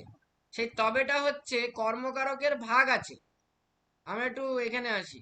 কর্মকারকের ভাগ হচ্ছে মুখ্য কর্ম আর গৌণ কর্ম। আমি বুঝিয়ে দিচ্ছি একটু। মুখ্য কর্মে শূন্য বিভক্তি হয়, আমি শূন্য বলেই লিখলাম, যদিও এরকম লেখা যায় না। আর গৌণ কর্মে কে বিভক্তি হয়, এটা একটু মাথায় রাখবে। মুখ্য কর্মে কোনো সময় কোনো বিভক্তি হয় না, শূন্য বিভক্তি হয়। আর গৌণ কর্মে কে বিভক্তি হয়। আশা করি বুঝতে পেরেছেন, না বুঝতে পারলে জিজ্ঞেস করবেন। এবার আমি একটা উদাহরণ আরেকটা দেব, যেখানে আপনাদের আরো অনেকটা ক্লিয়ার হবে। যেমন আমি তৎপুরুষ সমাসের একটা উদাহরণ আপনাকে দিচ্ছি। যেমন আমি বললাম বিদ্যালয়, ভালো করে বুঝুন, আপনাদের খুবই সোজা লাগবে বিষয়টা। বিদ্যালয়, তাহলে আলয় মানে গৃহ। আলয়টা কিসের জন্য? আলয় কিসের জন্য? বিদ্যার জন্য। তাহলে বিদ্যার নিমিত্ত আলয়, ভালো করে বুঝুন। এবার এই মাঝখানে যে নিমিত্ত বলে যে অনুসর্গটা ছিল, এই অনুসর্গটা লোপ পেয়েছে। আর এই অনুসর্গ কোন কারকে বসে? নিমিত্ত অনুসর্গ কোন কারকে বসে? নিমিত্ত কারকে বসে। নিমিত্ত তৎপুরুষ। তাহলে এটা একটা হ্যাঁ স্যার। নিমিত্ত তৎপুরুষের উদাহরণ। কি বললাম বুঝতে পেরেছেন?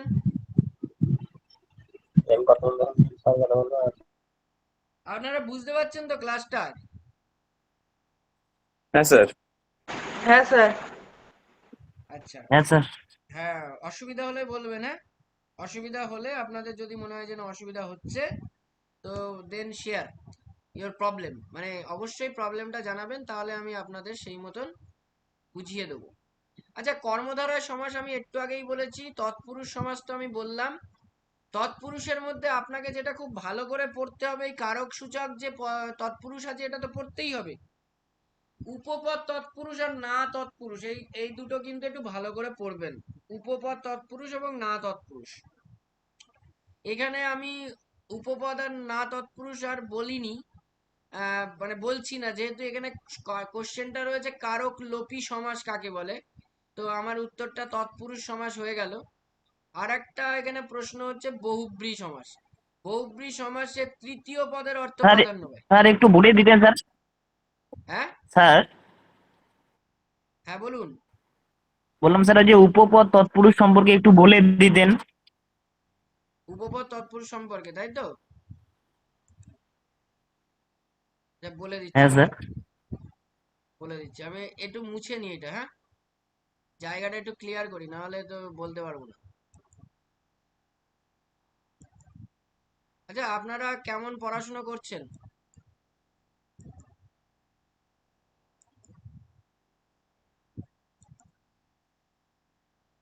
মোটামুটি কেমন পড়াশোনা চলছে এসএলএসটি নিয়ে? হ্যাঁ স্যার, চলছে স্যার, কিন্তু এখনো স্যার ক্লিয়ার করে উঠতে পারিনি। কি clear? Total syllabus sir. Total syllabus এত শর্ট টাইমে কভার করা খুব চাপের। হ্যাঁ স্যার, সেটাই। আপনাকে তো পড়লে হবে না, আপনাকে আবার মানে ওটাকে রিভাইজও দিতে হবে, তাই না? এবং বারবার রিভাইজ দিতে হবে। হ্যাঁ স্যার, বেশি পড়লে আগেরগুলো ভুলে যাচ্ছি। হ্যাঁ, মানে যেটা আপনি পড়ছেন সেইটাই আপনার মনে থাকবে, পরের গুলো আপনি ভুলে যাবেন, এরকম হবে। আবার পড়তে হবে আর প্র্যাকটিস সেট করতে হবে। Practice set is very very হ্যাঁ স্যার, ইম্পর্টেন্ট। এরকমও হচ্ছে আমাদেরও। হ্যাঁ, এটা হবে, এটা স্বাভাবিক কথা। যা পড়ছি আজকে ভুলে যাচ্ছি, সেটা আবার দেখতে হচ্ছে। হ্যাঁ, তার জন্য একটা কাজ করবেন, আপনারা মক টেস্ট গুলো দিন। মক টেস্ট গুলো দিলে আপনাদের চর্চার মধ্যে থাকবে, আপনাদের হয়ে যাবে, মানে হবে, অনেকটাই আপনারা ইমপ্রুভ করতে পারবেন। এবং এসএলএসটি নিয়েও একটা সমস্যা তৈরি হচ্ছে, আপনারা দেখতেই পাচ্ছেন বিভিন্ন সময়। তো দেখা যাক কি হয় আলটিমেটলি। দেখুন, উপপদ তৎপুরুষ, উপপদ কাকে বলে এটা আপনাকে জানতে হবে। ভালো করে বুঝুন যে কৃদন্ত পদ বা কৃদন্ত শব্দ, আমি শব্দ না বলে আমি পদ বলছি। কৃদন্ত পদ, কৃদন্ত কথার অর্থ কি? কৃত প্রত্যয় যুক্ত পদ। তাহলে যে পদের শেষে কৃত প্রত্যয় থাকবে তাকে বলা হয় কৃদন্ত পদ। কৃত যোগ অন্ত সমান সমান কৃদন্ত। তাহলে যে পদের শেষে কৃত প্রত্যয় থাকবে তাকে বলা হয় কৃদন্ত পদ। ভালো করে বুঝবেন। এবার এই যে পদটা কৃদন্ত পদ, এর আগে যদি কোনো অর্থবোধক শব্দ থাকে, অর্থবোধক শব্দ যার একটা অর্থ আছে, উপসর্গ না, কিন্তু উপসর্গের কোনো অর্থ নেই, তাহলে যার অর্থ আছে তাকে বলা হয় উপপদ, আর যার অর্থ নেই তাকে বলা হয় উপসর্গ। ক্লিয়ার হয়েছে বিষয়টা?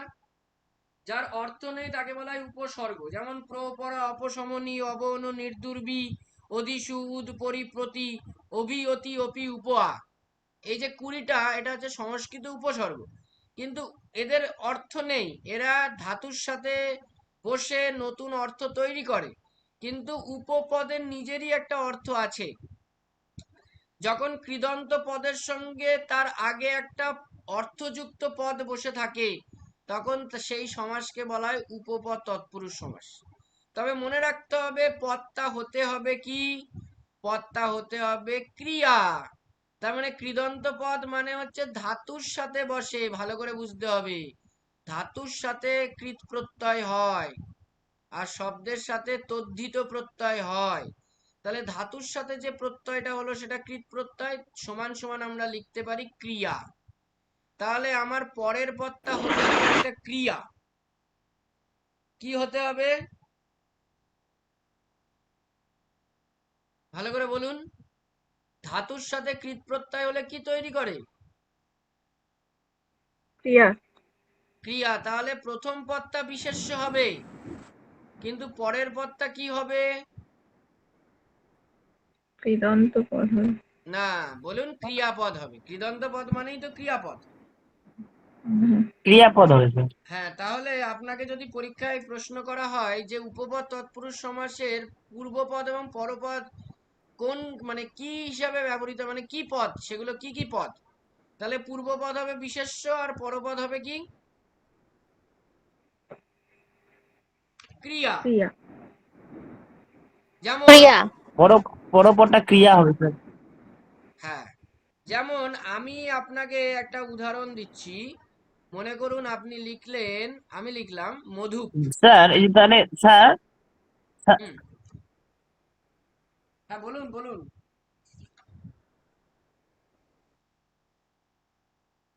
বলুন।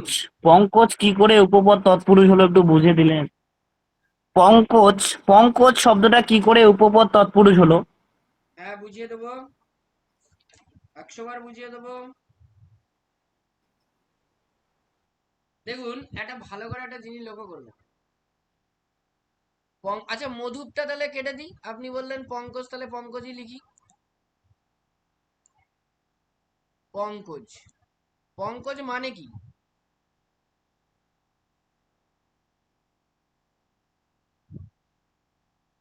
পঙ্কজ মানে কি? পদ্মফুল স্যার। আচ্ছা, পঙ্কজ কথার সঠিক অর্থ কি পদ্মফুলি? পদ- পদ্ম, পদ্ম, পঙ্কে জন্মে যা। পদ্ম তাহলে যদি হয় তাহলে তো তাহলে স্যার, তাহলে তো ওটা বহুব্রী হয়ে যাবে স্যার, পদ্ম যদি আমরা ধরি। হ্যাঁ, এবার শুনুন পঙ্কে আমার কথা, জন্মে যা।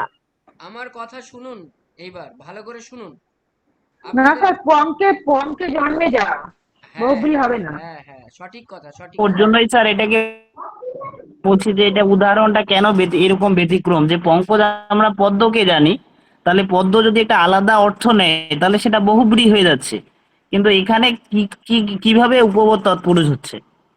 হ্যাঁ, আমি এবার বলি।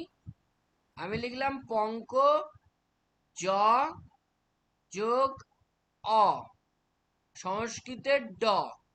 এই জ না লিখে আমি লিখলাম জন। জন মানে জাত, জন্ম নেওয়া। ভালো করে বুঝুন, জন কথার অর্থ হচ্ছে জন্ম নেওয়া। তাহলে পঙ্ক মানে এর অর্থ আছে কাদা, তাহলে কাদায় জন্ম নেওয়া। তাহলে ভালো করে বুঝুন, এই যে জ শব্দটা, বর্গীয় জ, এটা একটা কৃদন্ত পদ কিনা বলুন তো?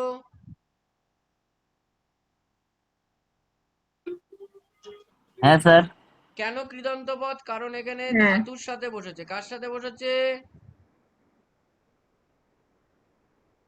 ধাতুর সাথে বসেছে। ধাতু। জন মানে জন্ম, জাত, জনম, সেই জন ধাতু, এর সাথে অ প্রত্যয়, সংস্কৃতে সেটাকে ড প্রত্যয় বলি। তাহলে এটা একটা কৃত প্রত্যয় এবং এটা একটা কৃদন্ত পদ, এই জন যোগ ড বা অ, তার আগেই পঙ্ক বসেছে। এবার যেহেতু এটা উপপদ, তাই জন্য এখানে একটা যোগ চিহ্ন দেবেন, বিয়োগ চিহ্ন দেবেন না। উপসর্গ হলে বিয়োগ চিহ্ন দেবেন, আর উপপদ হলে যোগ চিহ্ন দেবেন। তাহলে এর একটা অর্থ আছে। এইবার আপনি বলছেন যে, যিনি স্যার প্রশ্ন করলেন যে এটা বহুব্রী কেন হলো না, এটার অন্য একটা অর্থকে বোঝাচ্ছে পদ্ম। সঠিক কথা বলেছেন আপনি। কেন এটা হলো না? এটা এই জন্যই হলো না স্যার, কারণ এখানে একটা কৃদন্ত পদ লুকিয়ে আছে। কৃদন্ত পদ লুকিয়ে থাকলে তাকে কিন্তু আপনি কখনোই বহুব্রী বলতে পারবেন না। সে যাই হয়ে যাক না কেন, সেটাকে উপপদ তৎপুরুষই বলতে হবে। কি বললাম বুঝতে পেরেছেন?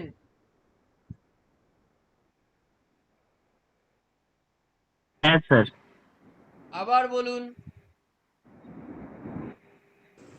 স্যার পারিজাতটা তাহলে স্যার কি হবে? পারিজাত, পারিজাত। স্যার হ্যাঁ, হ্যাঁ, বলবো পারিজাত। বলবো বলবো বলবো। পারিজাত, জাত মানে উৎপত্তি, তাই তো?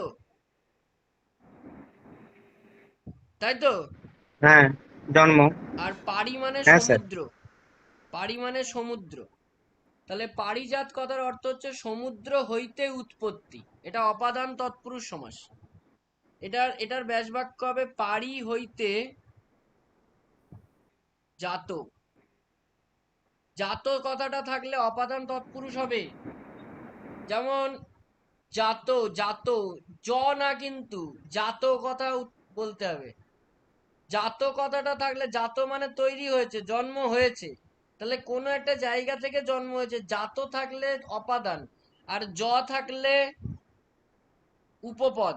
জ থাকলে কি হবে? উপপদ। আমি আপনাদেরকে ভালো করে বোঝার জন্য উপপদ। এইটুকুই বলবো, এইটুকুই মাথায় রাখবেন যে যদি শেষে কৃদন্ত পদ থাকে, কৃত প্রত্যয়যুক্ত পদ থাকে, তখন সেটা অন্য অর্থকে বোঝালেও উপপদ তৎপুরুষ সমাসই হবে। যেমন আমি আরেকটা উদাহরণ আপনাদের দিচ্ছি, আপনারা বলবেন হ্যাঁ কি হলো, লেখা যাচ্ছে না কেন?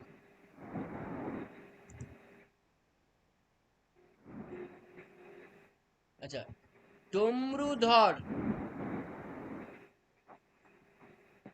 ধর মানে ধ্রি ধাতু থেকে এসছে, ধ্রি। ধ্রি মানে হচ্ছে ধরা, তাহলে ধ্রি যোগ অ, এইটা করলে হয় ধর। এটা একটা কৃদন্ত পদ। আর ডমরু একটা শব্দ, এর একটা অর্থ আছে, তাহলে আমরা এটা ব্যাস বাক্য করব ডমরু ধরেন যিনি। তাহলে ডমরু ধরেন যিনি, কে ধরে? শিব ধরে। হ্যাঁ। তাহলে এর একটা তো অন্য অর্থ আছে, তাহলে তো এটা বহুব্রী হয়ে যাওয়ার কথা, কিন্তু এটা বহুব্রী হবে না, কারণ এখানে একটা কৃদন্ত পদ আছে। কৃদন্ত পদ আছে বলে এটাকে উপপদ তৎপুরুষ সমাসই করতে হবে। বিষয়টা ক্লিয়ার হয়েছে?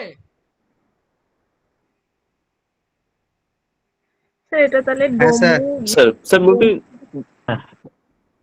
স্যার এটার স্যার ধর ব্যাস থেকে বাক্য। ধি কিভাবে আসলো স্যার? স্যার ধর থেকে ধ্রি কি করে আসলো, এসব তো প্রত্যয়ের ব্যাপার। এবার এখন যদি আমি এর মধ্যে আবার প্রত্যয় ঢুকিয়ে দিই, তাহলে আপনাদের সব, হ্যাঁ স্যার, এটা কৃদন্ত প্রত্যয় থেকে এসেছে। হ্যাঁ, তাহলে এটা কি করে সব মাথা গুলিয়ে যাবে তো প্রত্যয় এখন করতে গেলে। আগে তো সমাস করছি আমি, এখন এটা করতে গেলে এখন প্রত্যয় শিখতে হবে, আর প্রত্যয় শিখতে গেলে তো আবার সে অন্য লেভেলে চলে যাবে। কি বললাম বুঝতে পেরেছেন? হ্যাঁ স্যার, প্রত্যয়টা আমার জানা নেই তো। হ্যাঁ, এইবার শুনুন, আমি আপনাদের যেটা বলি সেটা হচ্ছে, আপনাদের গুলিয়ে যাওয়ার চূড়ান্ত সম্ভাবনা আছে উপপদ তৎপুরুষের সঙ্গে বহুব্রীর। আমি কিন্তু বারবার বলছি, কিন্তু কেন গোলাবে না, কারণ আমি আপনাদের একটা টেকনিক বলেছি। This is called technique, shortcut technique. এই শর্টকাট টেকনিকটাকে আপনাকে মাথায় রাখতে হবে। কি টেকনিক? যদি দেখেন পরপদে কৃদন্ত পদ আছে, তাহলে চোখ বুজে উপপদ তৎপুরুষ করবেন। আর যদি দেখেন যে পরপদে মানে কৃদন্ত শব্দ নেই, তখন আপনারা চোখ বুজে বহুব্রী করবেন, অন্য অর্থ বোঝালে। কি বললাম বুঝতে পেরেছেন?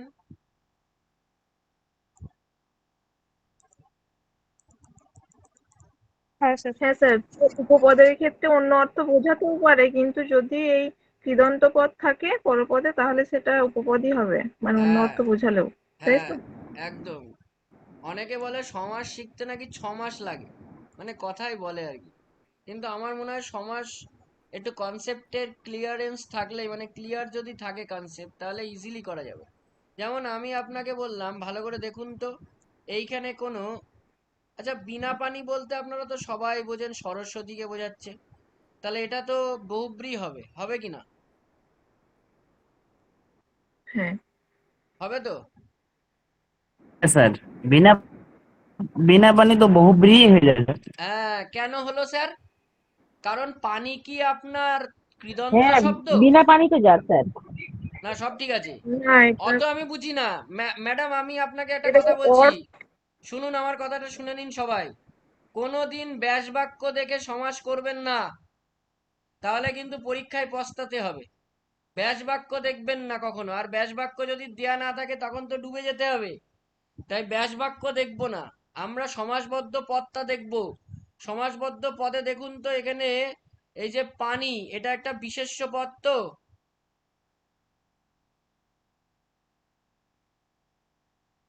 পানি একটা বিশেষ্য পদ। নো, হ্যাঁ। নো অ্যান্সার্স, হ্যাঁ স্যার। ইয়েস, এটা একটা বিশেষ্য পদ, কারণ এর অর্থ হ্যাঁ হচ্ছে স্যার। হাত। আর বিনাও একটা বিশেষ্য পদ। আমার প্রথম পদটা বিশেষ্য হবে, এটা নিয়ে কোনো সংশয় নেই, কিন্তু পরের পদটা আমি উপপদে বলেছিলাম কৃদন্ত হবে, এখানে ধরটা কৃদন্ত ছিল। আচ্ছা, পানি এই শব্দটা কি কৃদন্ত পদ হতে পারে? এর মধ্যে কি কোনো ধাতু আছে? না। না স্যার। নেই। না। তাহলে এটা কি আর উপপদ করা যেতে পারে? না, এটা বহুব্রী হয়ে না। যাবে। না স্যার। এটা হ্যাঁ, স্যার। এর আগে এরকম করে বুঝেছেন কখনো? না স্যার। হ্যাঁ, এইবার এইটা স্যার আপনি বলুন। তো সত্যি ব্যাকরণের একদম জাদুকর স্যার। না, জাদুকর টাদুকর না, ব্যাকরণ আমার ভালো লাগে, আমি ব্যাকরণ পড়াশোনা করি, ব্যাকরণ নিয়ে চর্চা করি, ব্যাকরণের আমার প্রচুর বই আছে বাড়িতে, এবং বিভিন্ন। স্যার এইভাবে ধরে ধরে ধরে কেউ করায়নি কোনোদিন স্যার, তাই বলছি। হ্যাঁ, ধরে ধরে করানোর দরকারও আছে, কারণ আপনারা একটা পরীক্ষা দিতে চলেছেন, এবং ব্যাকরণের উপরে আপনাদের যদি নলেজ না থাকে, তাহলে আপনি মনে করুন কোয়ালিফাই করে গেলেন, আপনি এসএসসি এসএলএসটি প্রিলি কোয়ালিফাই করে গেলেন, আপনি ইন্টারভিউ দিতে গেলেন, আপনাকে তো ইন্টারভিউতে গ্রামাটিক্যাল প্রশ্ন করতে পারে, সেখানে তো আপনাকে ব্যাখ্যা করতে বলতে পারে, হ্যাঁ কি না? হ্যাঁ স্যার।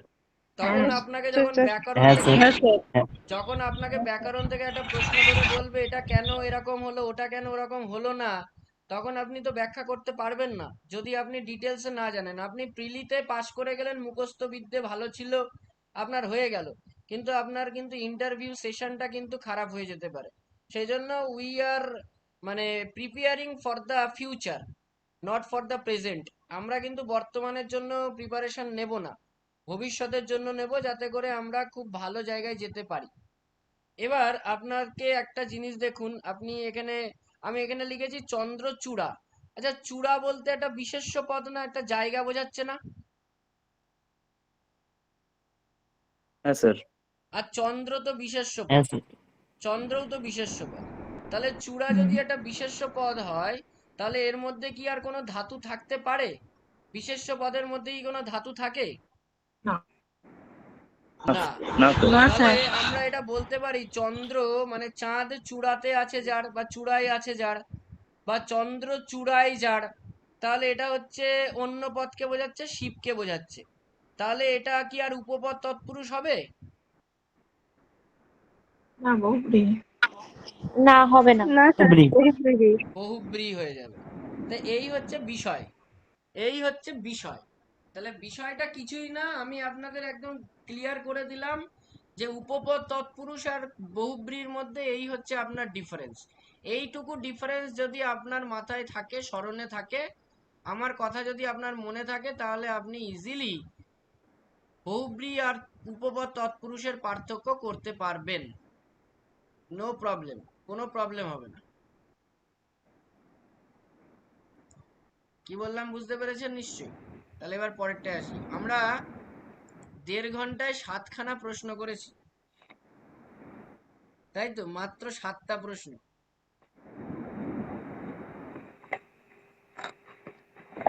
স্যার এখান থেকে অনেক কিছু শিখলাম, এর জন্য একটু হ্যাঁ, এর শিখতে ভেতরে হবে। অনেক প্রশ্ন আছে, শুধু চাপটা নয় স্যার, ক্লাসটা খুব হয়ে গেছে। ডিটেলসি হচ্ছে, খুব ভালো হচ্ছে স্যার। হ্যাঁ, ক্লাসটা খুব ডিটেলসে হচ্ছে, তো খুব ভালো হচ্ছে ক্লাসটা। হ্যাঁ, ডিটেলসেই করাবো। এবার দেখুন, হেসে হেসে যে আলাপ, তাকে আমরা কি বলি? বেতিহার বহুব্রী। ব্যতিহার। একদম ঠিক, ব্যতিহার। বেতিহার বহুব্রী, বেতিহার বহু। আচ্ছা, আমরা উচ্চারণ করি ব্যতিহার, একদমই ভুল উচ্চারণ, ওটার সঠিক উচ্চারণ হচ্ছে বেতিহার। কি উচ্চারণ হবে? স্যার আমাদের ক্লাসটা কতক্ষণ হতে পারে আমি একটুখানি জিজ্ঞাসা করছি। আমি নিজেও জানি না কতক্ষণ হবে। মানিক স্যার আছেন ক্লাসে? কেননা মানে আমাদের এখানে সারাদিনই কারেন্ট ছিল না, তো ফোনেও চার্জ দিতে পারিনি, এখন এই কারেন্ট এসছে, আর তাই জিজ্ঞাসা করছিলাম যে কতক্ষণ হতে পারে। আচ্ছা, আমাদের স্যার মানে কি কারেন্ট আছেন এসছে নাকি? বলতে আপ ডাউন করছিল। আমাদের স্যার আছেন, মানিক স্যার আছেন ক্লাসে? নেই তো দেখতে পাচ্ছি। না, আমি দেখতে পাচ্ছি আছেন, কিন্তু আছে।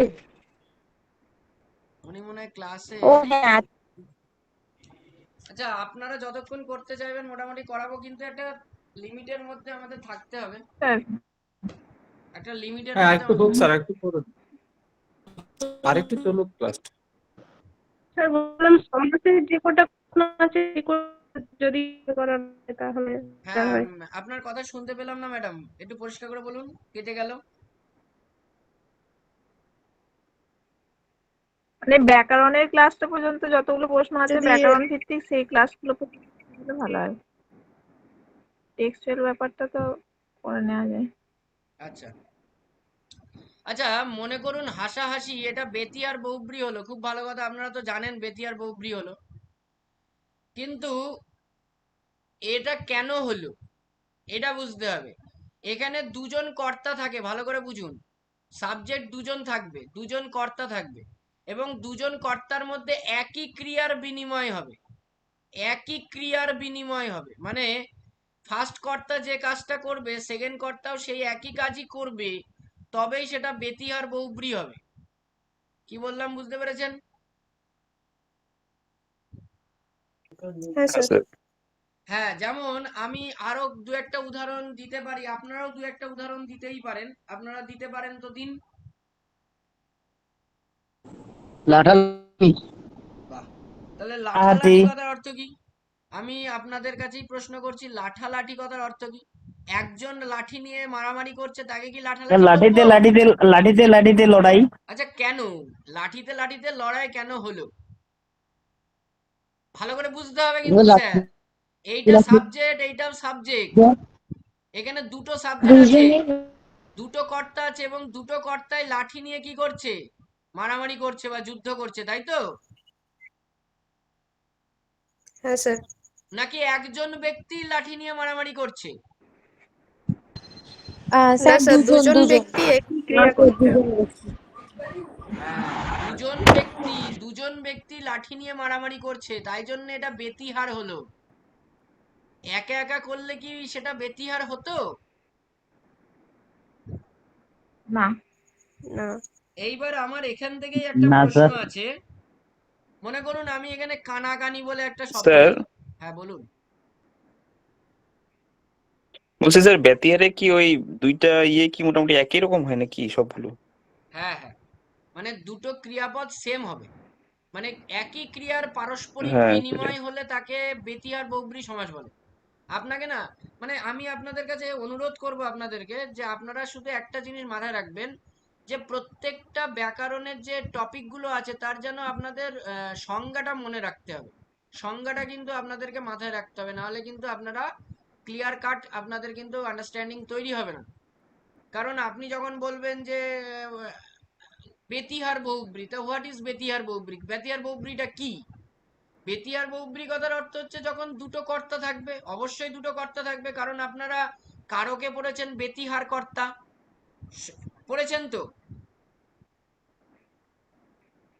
যেমন হ্যাঁ। হ্যাঁ স্যার। আমরা বলি না, রাজায় রাজায় যুদ্ধ হয় উলু খাগড়ার প্রাণ যায়, এরকম একটা বাক্য বললাম, রাজায় রাজায় তলায় দাগ দিয়ে দিলাম, তো কি কর্তা? না, এটা বেতিহার কর্তা। কেন? দুটো কর্তা আছে, রাজা এবং রাজা, দুজন রাজা আছে এবং তারা মারামারি করছে, তারা যুদ্ধ করছে, সেই জন্য ওটাকে বলা হয় বেতিহার কর্তা। তাহলে বেতিহার কর্তা যেমন দুজন কর্তা থাকবে, ঠিক তেমনি ভাবে বেতিহার বহুব্রীহিতেও কজন কর্তা থাকবে? দুজন কর্তা। দুজন কর্তা থাকবে এবং একটাই স্যার। কাজ হবে। হ্যাঁ বলুন। হ্যাঁ, শুনতে পাচ্ছি না।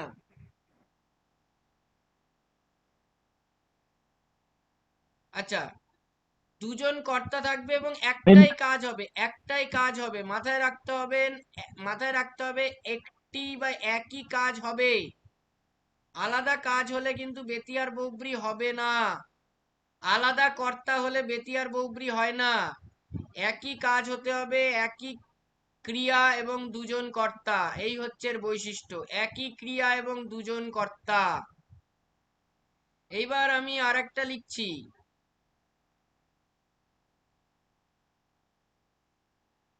এইটা বলুন তো,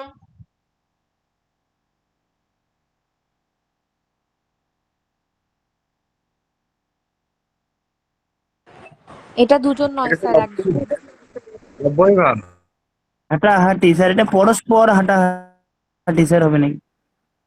হ্যাঁ, এইবার একটা জিনিস ভালো করে লক্ষ্য করুন যে লাঠালাঠি, লাঠালাঠির মধ্যে আপনার কি কোনোদিন জীবনে কোনোদিন একা একা লাঠালাঠি করা যায়?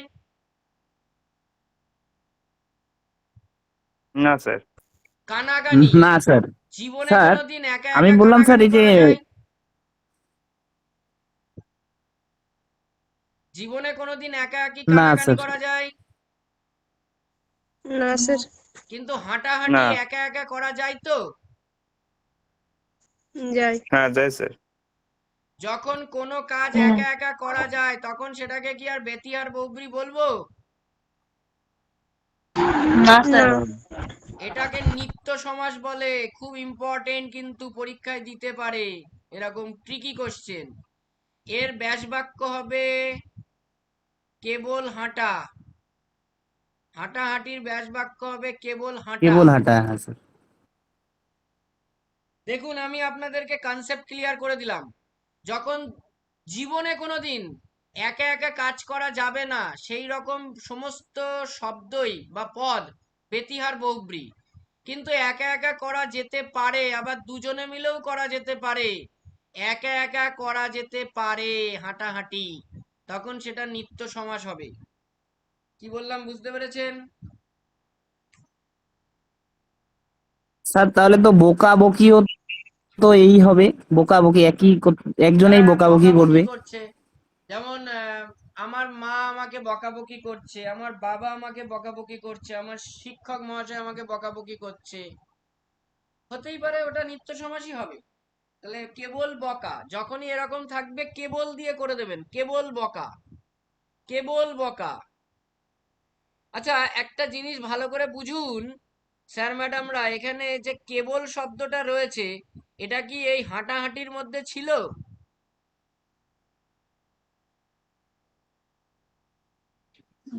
এই না কেবল স্যার। শব্দটা কি হাঁটাহাঁটি এই শব্দটার মধ্যে ছিল, এই পদটার মধ্যে ছিল? না স্যার। না তাহলে স্যার। একটা না স্যার। নতুন শব্দ আনতে হলো। হ্যাঁ, আনতে হলো। যখন নতুন শব্দ আনতে হয় নিত্য সমাসে, তখন সেই নিত্য সমাসকে বলা হয় অশপথ বিগ্রহ নিত্য সমাস। অশপথ বিগ্রহ নিত্য সমাস ভালো করে বুঝতে হবে। যে নিত্য সমাসে অন্য পদ আনতে হয় ব্যাস বাক্য করতে গেলে, তখন সেই সমাসকে বলা হয় অশপদ। শপথ মানে নিজের পদ, আর মানে নেই। তাহলে নিজের পদ ছাড়া অন্য পদ এনে যে সমাসটা বিগ্রহ করা হয় মানে তৈরি করা হয়, বিগ্রহ মানে ব্যাস, বিগ্রহ বাক্য মানে ব্যাস বাক্য। ব্যাস বাক্যের আর একটা নাম হচ্ছে বিগ্রহ বাক্য। সেই জন্য তাকে বলা হয় অশপথ বিগ্রহ নিত্য সমাস। কি বললাম বুঝতে পেরেছেন?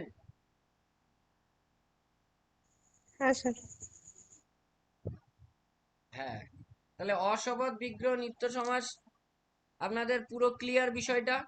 যেমন আমি বললাম, মনে করুন আমি বললাম ভাষান্তর। ভাষান্তর এর ব্যাস বাক্য হবে অন্য ভাষা। অন্য ভাষা, এই ভাষান্তর অন্তরের জায়গায় আমি অন্য নিয়ে এসেছি, নতুন পদ এনেছি, এটাকেও অশপথ বিগ্রহ নিত্য সমাস বলে। কি বললাম বুঝতে পারছেন তো? তাহলে হ্যাঁ স্যার। এই যে এখানে নিত্য সমাস ছিল, এই নিত্য সমাসটা আপনাদেরকে আমি একটু হলেও বুঝালাম। আবার যে সমাসে নিত্য সমাসে কোনো পদ আনার প্রয়োজন হয় না, যেমন কৃষ্ণ সর্প, কৃষ্ণ সর্প কোনো পদ আনার প্রয়োজন হয় না, তখন সেটাকে বলা হয় শপথ বিগ্রহ নিত্য সমাস। শপথ নিজের পদেই বর্তমান, শপথ বিগ্রহ। বুঝতে পারছেন? জিজ্ঞেস করবে না যদি বুঝতে না স্যার পারেন। বুঝতে পারলাম না স্যার, আরেকবার। স্যার আরেকবার স্যার। আস্তে আস্তে আস্তে বলছি যে সমাসে, যে নিত্য সমাসে ব্যাস বাক্যটা মানে সমাসবদ্ধ পদটাই ব্যাস বাক্য হয়ে যায়, যে নিত্য সমাসে সমাসবদ্ধ পদটাই ব্যাস বাক্য হয়ে যায়, কৃষ্ণ সর্প এর ব্যাস বাক্য করা যায় না। তাহলে যদি প্রশ্ন আসে কোন সমাসে ব্যাস বাক্য করা যায় না, উত্তর হবে নিত্য সমাস। নিত্য সমাসের ব্যাস বাক্য করা যায় না। যার ব্যাস বাক্য করা যাচ্ছে না, যেটায় সমাসবদ্ধ পদ সেটাই ব্যাস বাক্য হবে, সেটাই ব্যাস বাক্য হবে, সেই নিত্য সমাসকে সপদ বিগ্রহ নিত্য সমাস বলে। আশা করি বুঝতে পেরেছেন। স্যার এটার ব্যাস বাক্যটা কি হবে কৃষ্ণ সর্পটার? কৃষ্ণ সর্পই হবে ম্যাডাম, চেঞ্জ হবে না। কি বললাম বুঝতে পেরেছেন? মানে চেঞ্জই হবে না, একই হবে, সেম থাকবে। কি বললাম বুঝতে পারছেন? হ্যাঁ।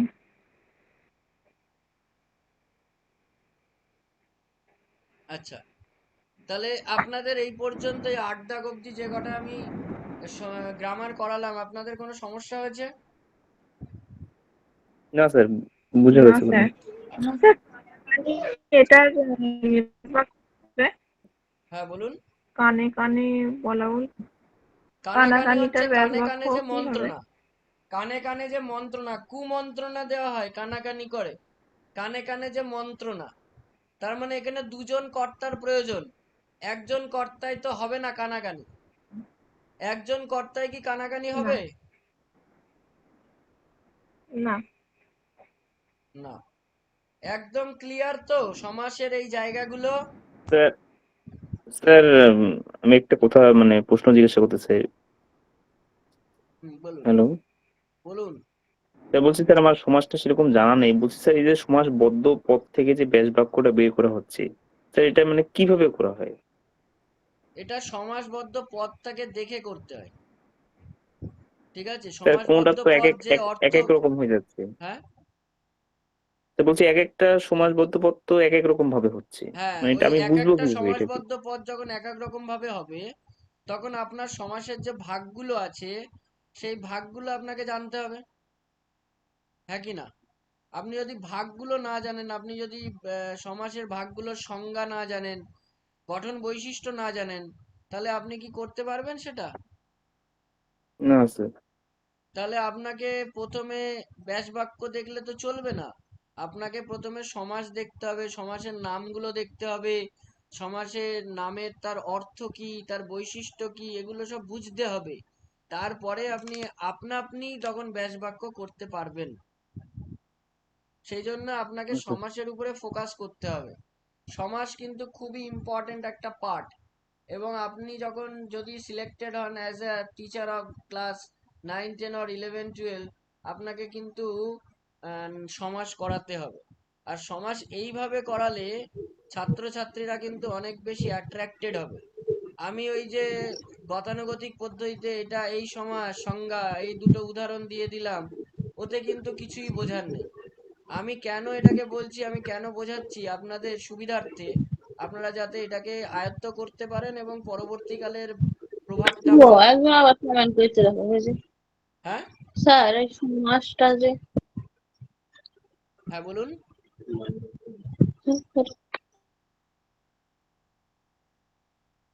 দেখুন, আপনারা যেটা বলেছেন আমাদেরকে যে আপনারা মক টেস্ট দেবেন এবং আপনারা সেই মক টেস্টের যে একটা লাইভ ক্লাস হবে সেই ক্লাসটা করবেন।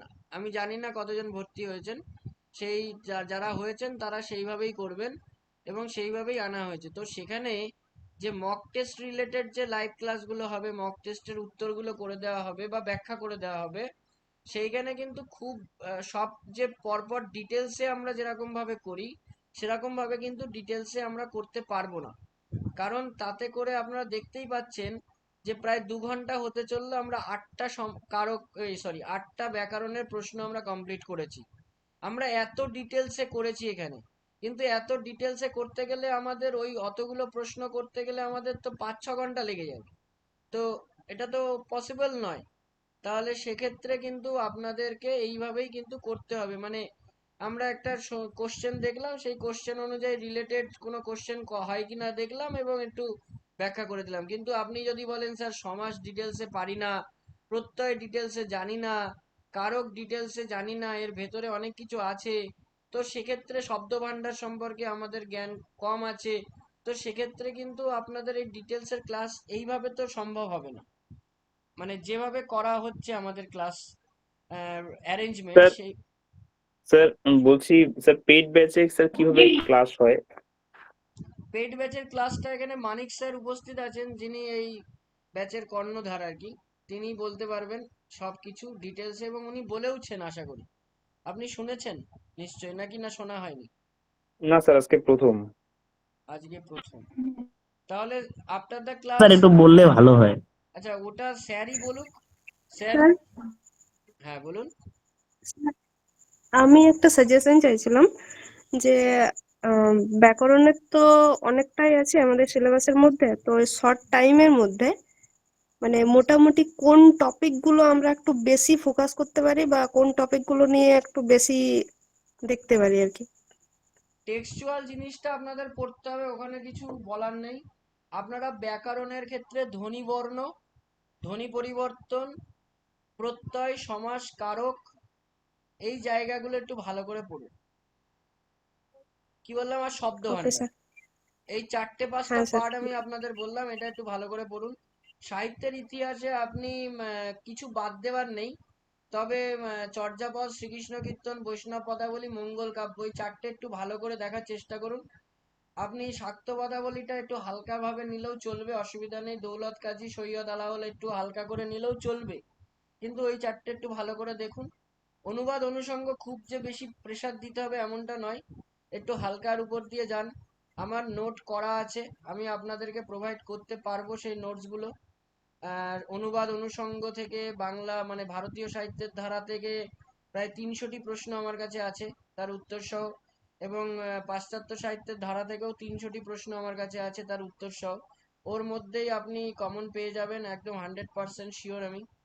তার বাইরে পড়ার দরকার নেই, ওটা করতে পারেন। সাহিত্যের ইতিহাসে আপনারা সাল তারিখগুলো একটু হালকা করে মনে রাখবেন, খুব ডিটেলসে যাবেন না। যেগুলো ইম্পর্টেন্ট বই সেইগুলোরই সাল তারিখ মনে রাখবেন, ইম্পর্টেন্ট নয়। স্যার বলছি যে সাহিত্যের ইতিহাসটা তো অনেকটাই হিউজ, তো সাহিত্যের ইতিহাসের মধ্যে স্যার অসিত কুমার বন্দ্যোপাধ্যায় তো প্রচুর ডিটেলিং এ, তো কোনো সেরকম বই কি আর আছে সাজেশনের মধ্যে, বা যেটা আপনারা প্রোভাইড করছেন ওটাও বইটা বেশ ভালো আমি দেখলাম। তো মানে আর কোনো কি বই আছে সেরকম যেটাতে আমি মানে একটু কমের মধ্যে পাবো? কারণ অসিত কুমার বন্দ্যোপাধ্যায়ের বইগুলোতে যেটা দেখছি যে প্রচুর ডিটেলিং এ আছে, আচ্ছা, তাহলে অসিত অনেকটা কুমার বন্দ্যোপাধ্যায়ের আপনি কি বই লেন্দি ফলো হয়ে গেছে। করছেন? আপনি যে খণ্ডগুলো ফলো করছেন, খণ্ড, হ্যাঁ নাকি হ্যাঁ স্যার, হ্যাঁ। নাকি সম্পূর্ণ সাহিত্যের ইতিবৃত্ত? সম্পূর্ণ সম্পূর্ণ সাহিত্যের ইতিবৃত্তটাও আছে আর দুটো খণ্ড আছে স্যার, তো ওইগুলো আমি দেখছিলাম, তো ওগুলো তো প্রচুর ডিটেলিং এ আছে। হ্যাঁ, তাহলে আপনি একটু কাজ করতে পারেন, আপনি দেবেশ আচার্যটা ফলো করুন। Okay sir. স্যার একটা হ্যাঁ কথা বলছি। স্যার বলছি ওই সাহিত্যিক বা ইয়েদের যে প্রত্যেকটা কাব্য বা উপন্যাসের সাল কি মুখস্থ রাখতে হবে? প্রত্যেকটা কাব্য সাহিত্যের বা উপন্যাসের বা ছোট গল্পের নাম মনে রাখার আপনার দরকার নেই। আপনি আচ্ছা। মোটামুটি যেগুলো ইম্পর্টেন্ট সেগুলো একটু মনে রাখার চেষ্টা করুন। যেমন আমি যদি বলি, আমি একটা উদাহরণ দিচ্ছি। মনে করুন আপনি মাইকেল মধুসূদন দত্ত পড়ছেন, তাহলে মাইকেল হুম। মধুসূদন দত্তের যে গুরুত্বপূর্ণ যেটা হচ্ছে আমার প্রথম যে নাটকটা রচনা করেছিল, যে অলিক কুনাট্য রঙ্গে মজে লোকে রাড়ে বঙ্গে নিরখিয়া প্রাণে নাহি সয়, রামনারায়ণ তর্করত্নের যে রত্নাবলী যে নাটকটা ছিল, সেই নাটকটা তিনি দেখেছিলেন এবং সেই দেখে তিনি অত্যন্ত হার্ট হয়েছিলেন। আহত হয়ে তিনি এখন রচনা করলেন শর্মিষ্ঠা নাটক। তাহলে শর্মিষ্ঠা নাটক আপনি দেখবেন। আপনি প্রহসন দুটো এটা তো শুনেছেন? মধুসূদন স্যার। হ্যাঁ, শর্মিষ্ঠা নাটক মধুসূদনের লেখা। হ্যাঁ হ্যাঁ স্যার ওইটাই। ঠিক আছে, ওটা কেন লিখেছিলেন? আগের বার একটা প্রশ্ন এসেছিল যে অলিক কুনাট্য রঙ্গে মজে লোকে রাড়ে বঙ্গে নিরখিয়া প্রাণে নাহি সয়।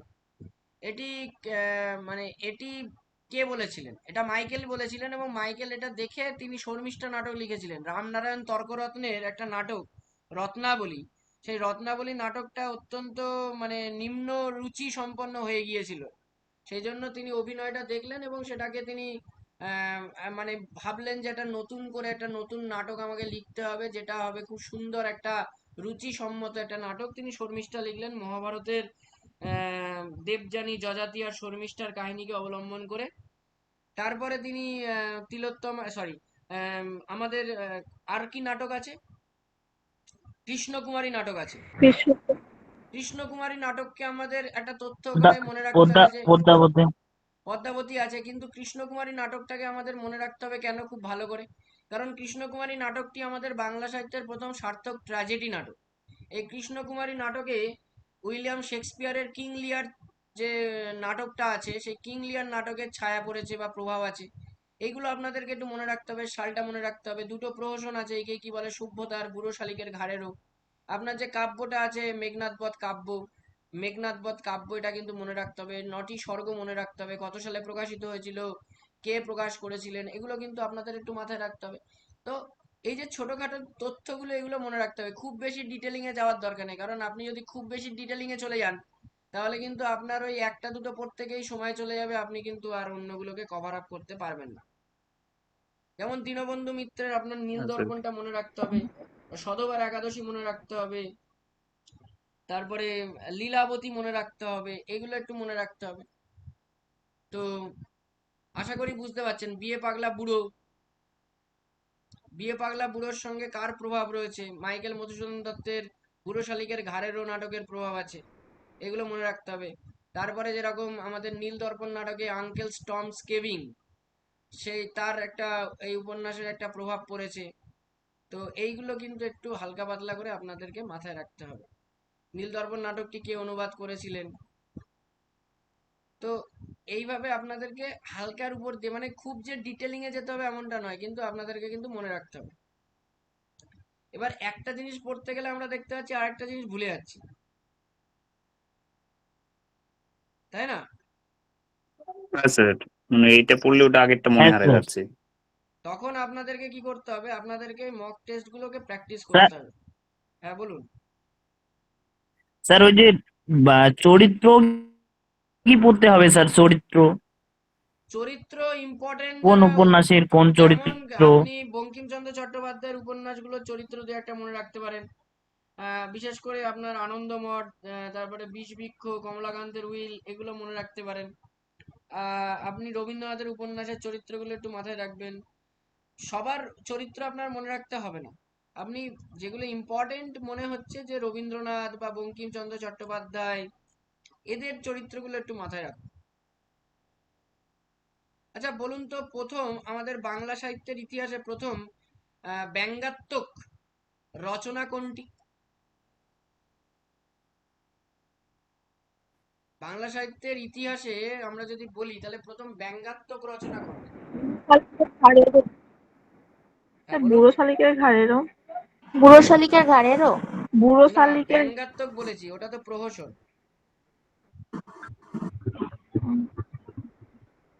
স্যার একে কি বলে সভ্যতা? আলালের ঘরে দুলাল। স্যার আলালের ঘরে দুলাল হয় হয়তো স্যার, প্যারিচাঁদ মিত্রের। না, তাহলে আমি একটু উত্তরটা বলে দিই। ব্যঙ্গাত্মক প্রবন্ধ, ব্যঙ্গাত্মক প্রবন্ধ যদি বলি তাহলে কি হবে, ব্যঙ্গাত্মক প্রবন্ধ, কোশ্চেনটা এটাই, ব্যঙ্গাত্মক প্রবন্ধ।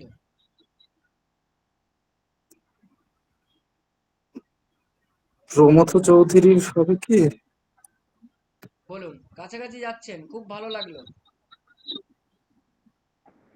বীরবলের হালখাতা নাই? ভেরি গুড, ভেরি গুড, বীরবলের হালখাতা, অতীব সুন্দর। 1917 সালে বীরবলের হালখাতা, তাই তো?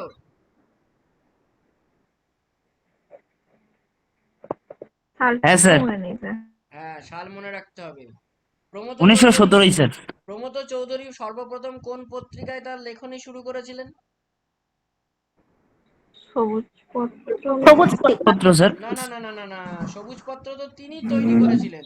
তিনি প্রথম কোন পত্রিকায় লেখা শুরু করেছিলেন? প্রবাসী জয়দেব, হ্যাঁ জয়দেব প্রবন্ধ লিখেছিলেন সম্ভবত। হ্যাঁ, প্রবাসী ঠিক বলেছেন, জয়দেব সর্বপ্রথম প্রবন্ধ জয়দেব প্রবন্ধ লিখেছিলেন লিখেছিলেন। সম্ভবত। সর্বপ্রথম জয়দেব প্রবন্ধ লিখেছিলেন, এবং প্রবন্ধ গ্রন্থের নাম কি? যদি বলে প্রবন্ধ গ্রন্থের নাম কি, সর্বপ্রথম প্রবন্ধ গ্রন্থের নাম হচ্ছে তেল নুন লকড়ি। তেল নুন লকড়ি। ছয় 1906। 1906। আর জয়দেব লিখেছিলেন তার আগে, ওটা প্রবন্ধ গ্রন্থ না, এবং সেটি ভারতী হ্যাঁ, পত্রিকায় প্রকাশিত হয়েছিল। তাহলে যদি বলে প্রমথ চৌধুরীর যাত্রাপথ কোন পত্রিকার মাধ্যমে শুরু হয়, তাহলে উত্তর হবে ভারতী। কি বললাম? ভারতী পত্রিকা সেই সময় আত্মপ্রকাশ তাহলে করেছে। ভারতী পত্রিকা শুনতে হ্যাঁ, আর রবীন্দ্রনাথ ঠাকুর সবুজ পত্র পত্রিকায় প্রথম কোন রচনাটি তার প্রকাশিত হয়েছিল? সবুজের অভিযান সম্ভবত। হ্যাঁ, ঠিক বলেছেন, বলাকা কাব্যগ্রন্থ। কোন কাব্যগ্রন্থ? পলাকা কাব্যগ্রন্থ। খুব ভালো। এই রকম ভাবে সাহিত্যের ইতিহাস যদি একটু চর্চা করি না আমরা, এই যে আমরা একটু আলোচনা করি, তাহলে আমাদের যে কি উপকার হবে সে মানে খুবই ভালো। আমরা এমন অনেক অনেক তথ্য নিয়ে আলোচনা করব, মানে আমি সব জানবো এমনটা নয়, আপনারাও জানতে পারেন, আপনারাও আলোচনা করলেন, ভালো লাগবে।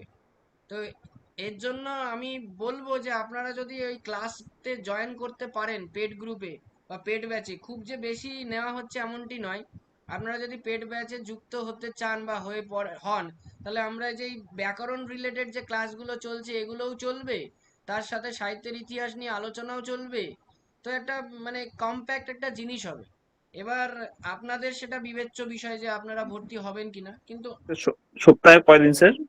সপ্তাহে 3টে করে মক হবে, আর একটা করে লাইভ ক্লাস হবে। সেটা একটু বেশি সময়ের হবে, দেখা গেল 2-3 ঘন্টার একটা লাইভ ক্লাস হতে পারে। স্যার 3টে মকের জায়গায় যদি 2টো মক নিয়েও যদি বাকি 2টো লাইভ ক্লাস করানো হয় তো খুব ভালো হয়, মানে শুধুমাত্র মক টেস্টটাই তো শেষ কথা নয়। হ্যাঁ, তাহলে আপনারা ওটা স্যারকে একটু বলুন, ঠিক আছে? এই কোশ্চেনটা আমি কালকেরে করেছিলাম একটুখানি ওয়েট করুন না, একটুখানি ওয়েট করুন না, আমি একটু 9-10-এর মক আছে। আচ্ছা ম্যাডাম, একটুখানি ওয়েট করুন না, ভালো থাক আমি স্যারকে একটু বলি যে আপনি একটু জয়েন, মানে স্যার আসুন ক্লাসে, একটু মানে স্যারকে একটু বলি, দাঁড়ান, স্যার আছে কিন্তু আপনি শুনতে পাচ্ছেন না হয়তো। হ্যাঁ, স্যারকে একবার নিয়ে আসুন।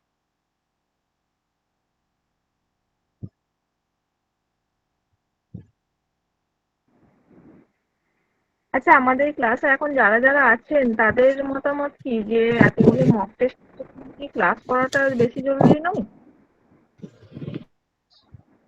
আচ্ছা, আমি বলছি কি এই যে পেড ক্লাসে কত কত সাংমানিক নেয়? দুটো 9-10-এর মক টেস্ট আছে, আর একটা 11-12-এর আছে। তো এটা আপনি কোনটা বাদ দিবেন? ক্লাসে আসুন, যদি এক্সট্রা বলা যায় 9-10-এরটা কত ম্যাম? 999 one time payment. এটা এই 3 মাস ব্যাপারটা এটার জন্য। আসলে আমাদের প্রিপারেশনটা যদি খুব ভালো লেভেলে থাকে তখন আমরা মক টেস্টের উপর জোর দিলাম, এই জিনিসটা ঠিক আছে, কিন্তু স্যারের মানে পড়ানো অনুযায়ী বা আমাদেরও তো এগুলো সেইভাবে ধরো কেউ টাচে নেই সেইভাবে তো এই বোধমূলক জিনিসগুলো আমি ক্লাসগুলোই বেটার, বোধমূলক ক্লাসগুলোই বেটার। মক টেস্ট দিয়ে কোনো লাভ নেই, তো আমরা তো ওই বেসিক গুলোই জানি না। জরুরি আছে, তবে ক্লাসটারও গুরুত্ব আছে অনেক, আচ্ছা স্যার ক্লাসটাও এসছেন? জরুরি। ক্লাস বেশি হলে তখন আবার রেটটা বাড়িয়ে দেবেন, সেটাই হয়েছিল প্রথমে স্যার সিদ্ধান্ত শুনেছিলাম। বলছি স্যার এসছেন? হ্যাঁ বলো বলো হ্যাঁ, বলো বলো বলো বলো হ্যাঁ, কি কার কে বলবেন? প্রশ্ন হচ্ছে বলো। কার কি প্রশ্ন আছে বলো। স্যার বলছিলাম আমাদের যে হ্যালো মক হ্যালো, টেস্টের বলো। স্যার শোনা যাচ্ছে? আচ্ছা কেউ বলো না, আমার হ্যাঁ একটু নেটওয়ার্ক হ্যাঁ, প্রবলেম হচ্ছে মনে হচ্ছে। বলো বলো নির্দ্বিধায় বন্ধু বন্ধু, বলো, বলো, আমাদের এটা একটা ফ্রেন্ডলি স্যার ফ্রেন্ডলি আপনার আলোচনা স্যার আমাদের আপনার সংস্থাটা ইকো থেকে। হচ্ছে। ইকো হচ্ছে তারা। হ্যাঁ, এবার বলো, ইনকো হবে না, বলো। স্যার আমাদের যে মক টেস্টের ওপর বেশি জোরটা দেওয়া হয়েছে, এবার ধরুন আমরা তো কেউ অতটা নেই, সবাই একটু অন্যভাবেই জড়িত, তো সেই কারণে বলছিলাম যে আমরা যদি লাইভ ক্লাসটা একটু বেশি পাই আর মক টেস্টটা তুলনামূলকভাবে যদি একটু কমেও, তাহলেও আমাদের অসুবিধা নেই, কারণ আমাদের মানে প্রিপারেশনটা তো ধরুন সেই লেভেলে এখনো পর্যন্ত নয় যে এখন মক টেস্টের ওপর বেশি জোর দেবো। সুতরাং যদি একটু আমাদের স্যারের ক্লাসটা একটু বেশি পেতাম খুব ভালো হয়। এই সম্বন্ধে আপনার একটু পারমিশনের জন্যই আমরা স্যারকে রিকোয়েস্ট করলাম আপনাকে একটু আনার জন্য। আচ্ছা, এবার মন দিয়ে শুনে নাও। সেটা হচ্ছে যে এখন যে সময় রয়েছে 2 মাস আমি ধরে নিচ্ছি, তাতে এসএলএসটির এই ব্যাচটা মিনিমাম 3 থেকে 4 জন টিচারকে দিয়ে পড়ালে তবে পড়ানোর মতো পড়ানো হবে। এখানে তোমরা জানো যে আমরা কোনো কোচিং সেন্টার নই, যে টিচার তোমাদের পড়াচ্ছেন উনিও কিন্তু স্কুল শিক্ষক এবং দীর্ঘদিনের শিক্ষক। তো সেই জায়গা থেকে আমরা স্টুডেন্টকে বোকা বানানোর জন্য এখানে নেই। প্রবলেমটা হচ্ছে যে যদি এসএলএসটি পড়াতে হয় তাহলে মিনিমাম 4 জন শিক্ষক শিক্ষিকা দিয়ে সপ্তাহে মিনিমাম 4 থেকে 5 দিন টানা ক্লাস দিতে হবে, ঠিক আছে? এবং এই কোর্সটার ফিস যদি এই 4 জন টিচার টানা ক্লাস করেন তাহলে এটার ফিস হয়ে যাবে মিনিমাম ধরো 4,000 টাকা তো হবেই, মানে কম করে। এই সেম জিনিসটাই 2 জন শিক্ষক দিয়ে পড়াচ্ছে, আমি নাম বলবো না, অন্যান্য সংস্থা 6,000 টাকা ফিস নেয় প্রথমত। দ্বিতীয়ত হচ্ছে যে ফিসের কথা বাদ দিয়ে দিলাম, সিলেবাস শেষ হবে না। কোনোভাবেই সিলেবাস শেষ করা সম্ভব নয়। এবার তোমাকে ধরো অ্যাডমিশন নেওয়া হলো, তারপরে যা ইচ্ছা তাই পড়ানো, ওগুলো আমরা করি না। আমাদের ইংলিশ ব্যাচে এসএলএসটি ইংলিশ ব্যাচ শুরু হয়েছে আরো প্রায় 20 দিন আগে, এবং আমাদের 6 জন শিক্ষক শিক্ষিকা পড়াচ্ছেন, 3 জন প্রফেসর আর 3 জন স্কুল টিচার। তাতেও আমরা এই কোর্স কমপ্লিট করতে কি হিমশিম খাচ্ছি, এবং তোমরা অবাক হবে এই 6 জন টিচার নিয়ে আমরা 2,999 টাকায় পড়াচ্ছি। এবং যারা কোচিং করার মানে অভিজ্ঞতা আছে তারা জানো যে এই টাকা দিয়ে 6 জন টিচার দিয়ে পড়ানো সম্ভব। এবং কোন র্যাঙ্কের টিচার, যারা প্রত্যেকেই গভর্নমেন্ট সার্ভিস করেন এবং প্রত্যেকেই মানে প্রফেসর টিচার, তারা ওই 500-200 টাকার জন্য পড়াতে আসেন না। আমি এই জন্যই কথাটা বললাম যে ওই এসএলএসটি যে পড়ানোর ব্যাচ যেটা সাবজেক্টিভ, সেটা পসিবলই নয় এত কম সময়। এবং তোমাদের আমাকে বহুজন ফোন করেছে যে স্যার টাকাটা বেশি হয়ে যাচ্ছে, আমাদের 1800 টাকা ফিস ছিল, লাইভ ক্লাস বেশি ছিল।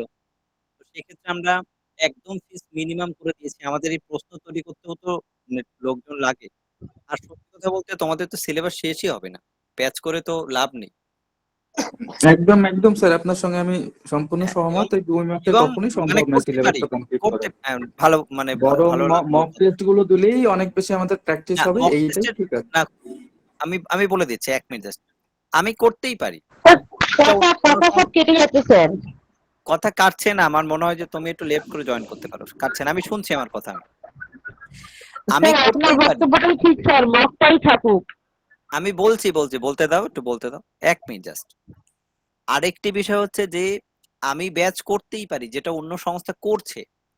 তারা কি করছে, তোমাদের কাছ থেকে টাকাটা নিয়ে নিচ্ছে অ্যাডভান্স।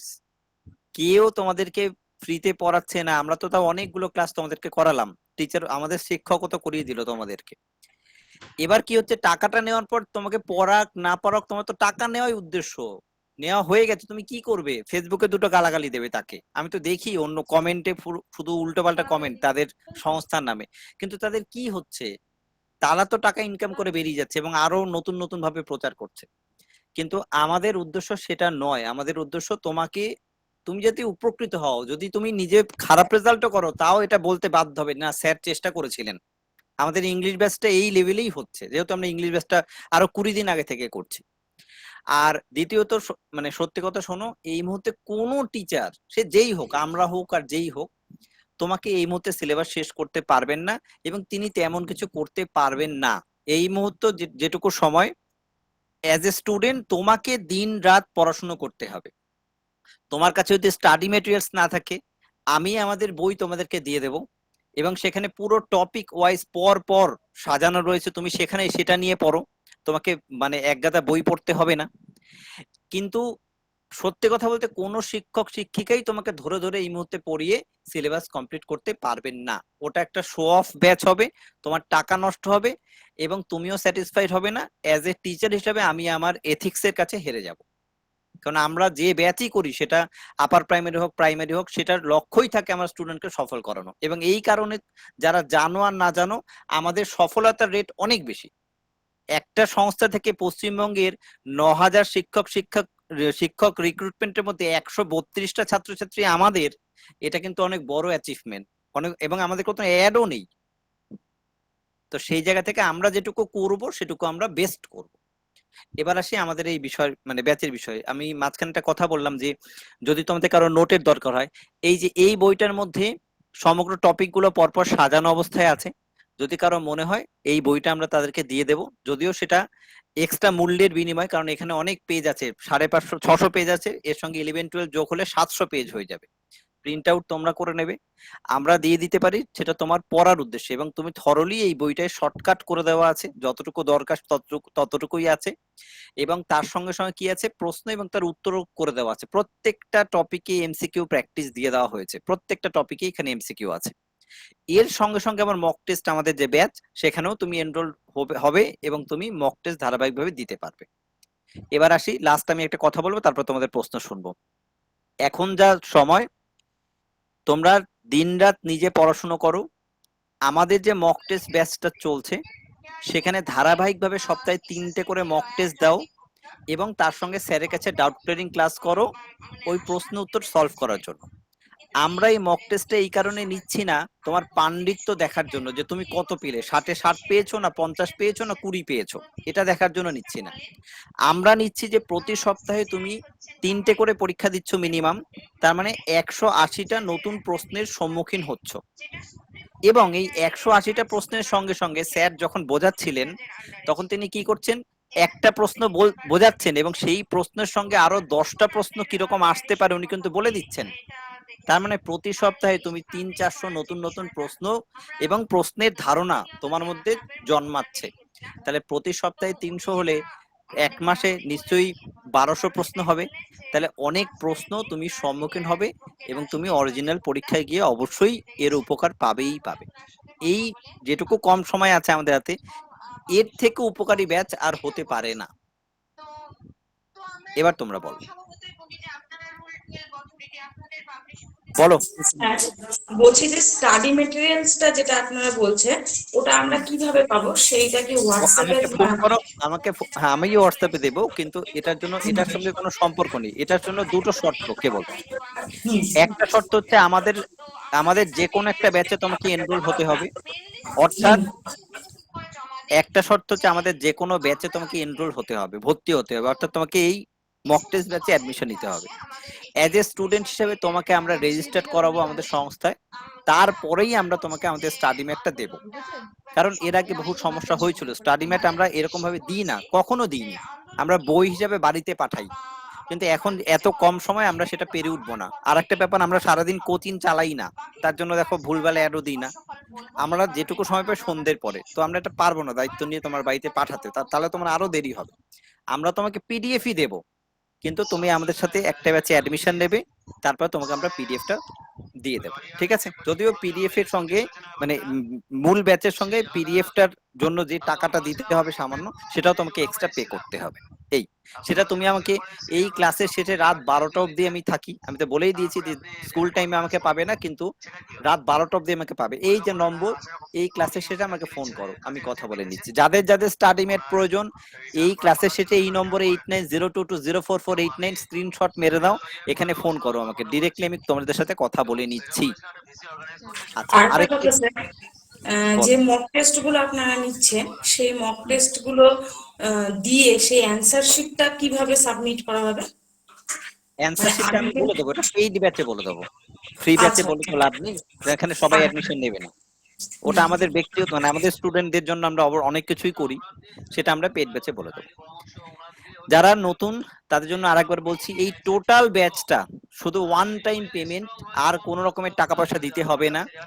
সেপ্টেম্বরের ফার্স্ট উইক অবধি আমরা পড়াবো, এবং যদি প্রয়োজন পড়ে আমরা কিছু এক্সট্রা মক টেস্ট শিট তোমাকে এমনিতেই দেব, সেটা আমাদের পেইড স্টুডেন্টকেই শুধুমাত্র দেব। 9-10 শুধু যারা পরীক্ষা দেবে তারা পেড করবে 999 টাকা, এবং যারা 11-12 9-10 দুটোই দেবে পরীক্ষা, তারা পেড করবে 1200 টাকা। আমাদের রেকমেন্ডেশন হবে তুমি দুটো পরীক্ষাই দাও, এবং দুটো পরীক্ষার প্রিপারেশন নাও, কারণ দুটোর মধ্যে দেখো 200 টাকার ডিফারেন্স আছে। টাকাটা বড় কথা না, বড় কথা হচ্ছে তুমি 9-10 প্রিপারেশন নেওয়া মানেই 11-12 এর 70% সিলেবাস তুমি পড়ে ফেলেছো, তাই দুটো পরীক্ষাই ভালো করে তুমি দাও। এবার যারা অ্যাডমিশন নেবে, এই টাকাটা পেড করে এই যে নম্বর, যে নাম্বারে পেড করছো 89022044, এই নাম্বারেই হোয়াটসঅ্যাপ করবে, নিজের নাম লিখে পাঠাবে, আর লিখবে এসএলএসটি 9-10 11-12, এটুকুনি তোমার কাজ। স্যার বলো আর কি প্রশ্ন, বলো। হ্যাঁ স্যার, বলছিলাম যে পেড ব্যাচে এডমিশন নেওয়ার জন্য আমি কালকে যদি পে করি বা কালকে যদি আমি আপনার সাথে কন্ট্যাক্ট ঠিক করি আছে, তো করো, চলবে কোনো তো? অসুবিধা নেই। হ্যাঁ করো, স্কুল টাইম বাদে যে কোনো সময় ফোন করবে। 10টা থেকে হ্যাঁ 4টের মানে আমি মধ্যে বিকেলে হয়তো বা পাবে না। 10টার আগে বা তুমি আমি বিকেলে সকাল করতে পারি। 7টা থেকে 10টা, 4টে থেকে রাত 12টা আমাকে পাবে। ওকে স্যার, হ্যাঁ স্যার। ওকে, আর বাকি কারো প্রশ্ন আছে?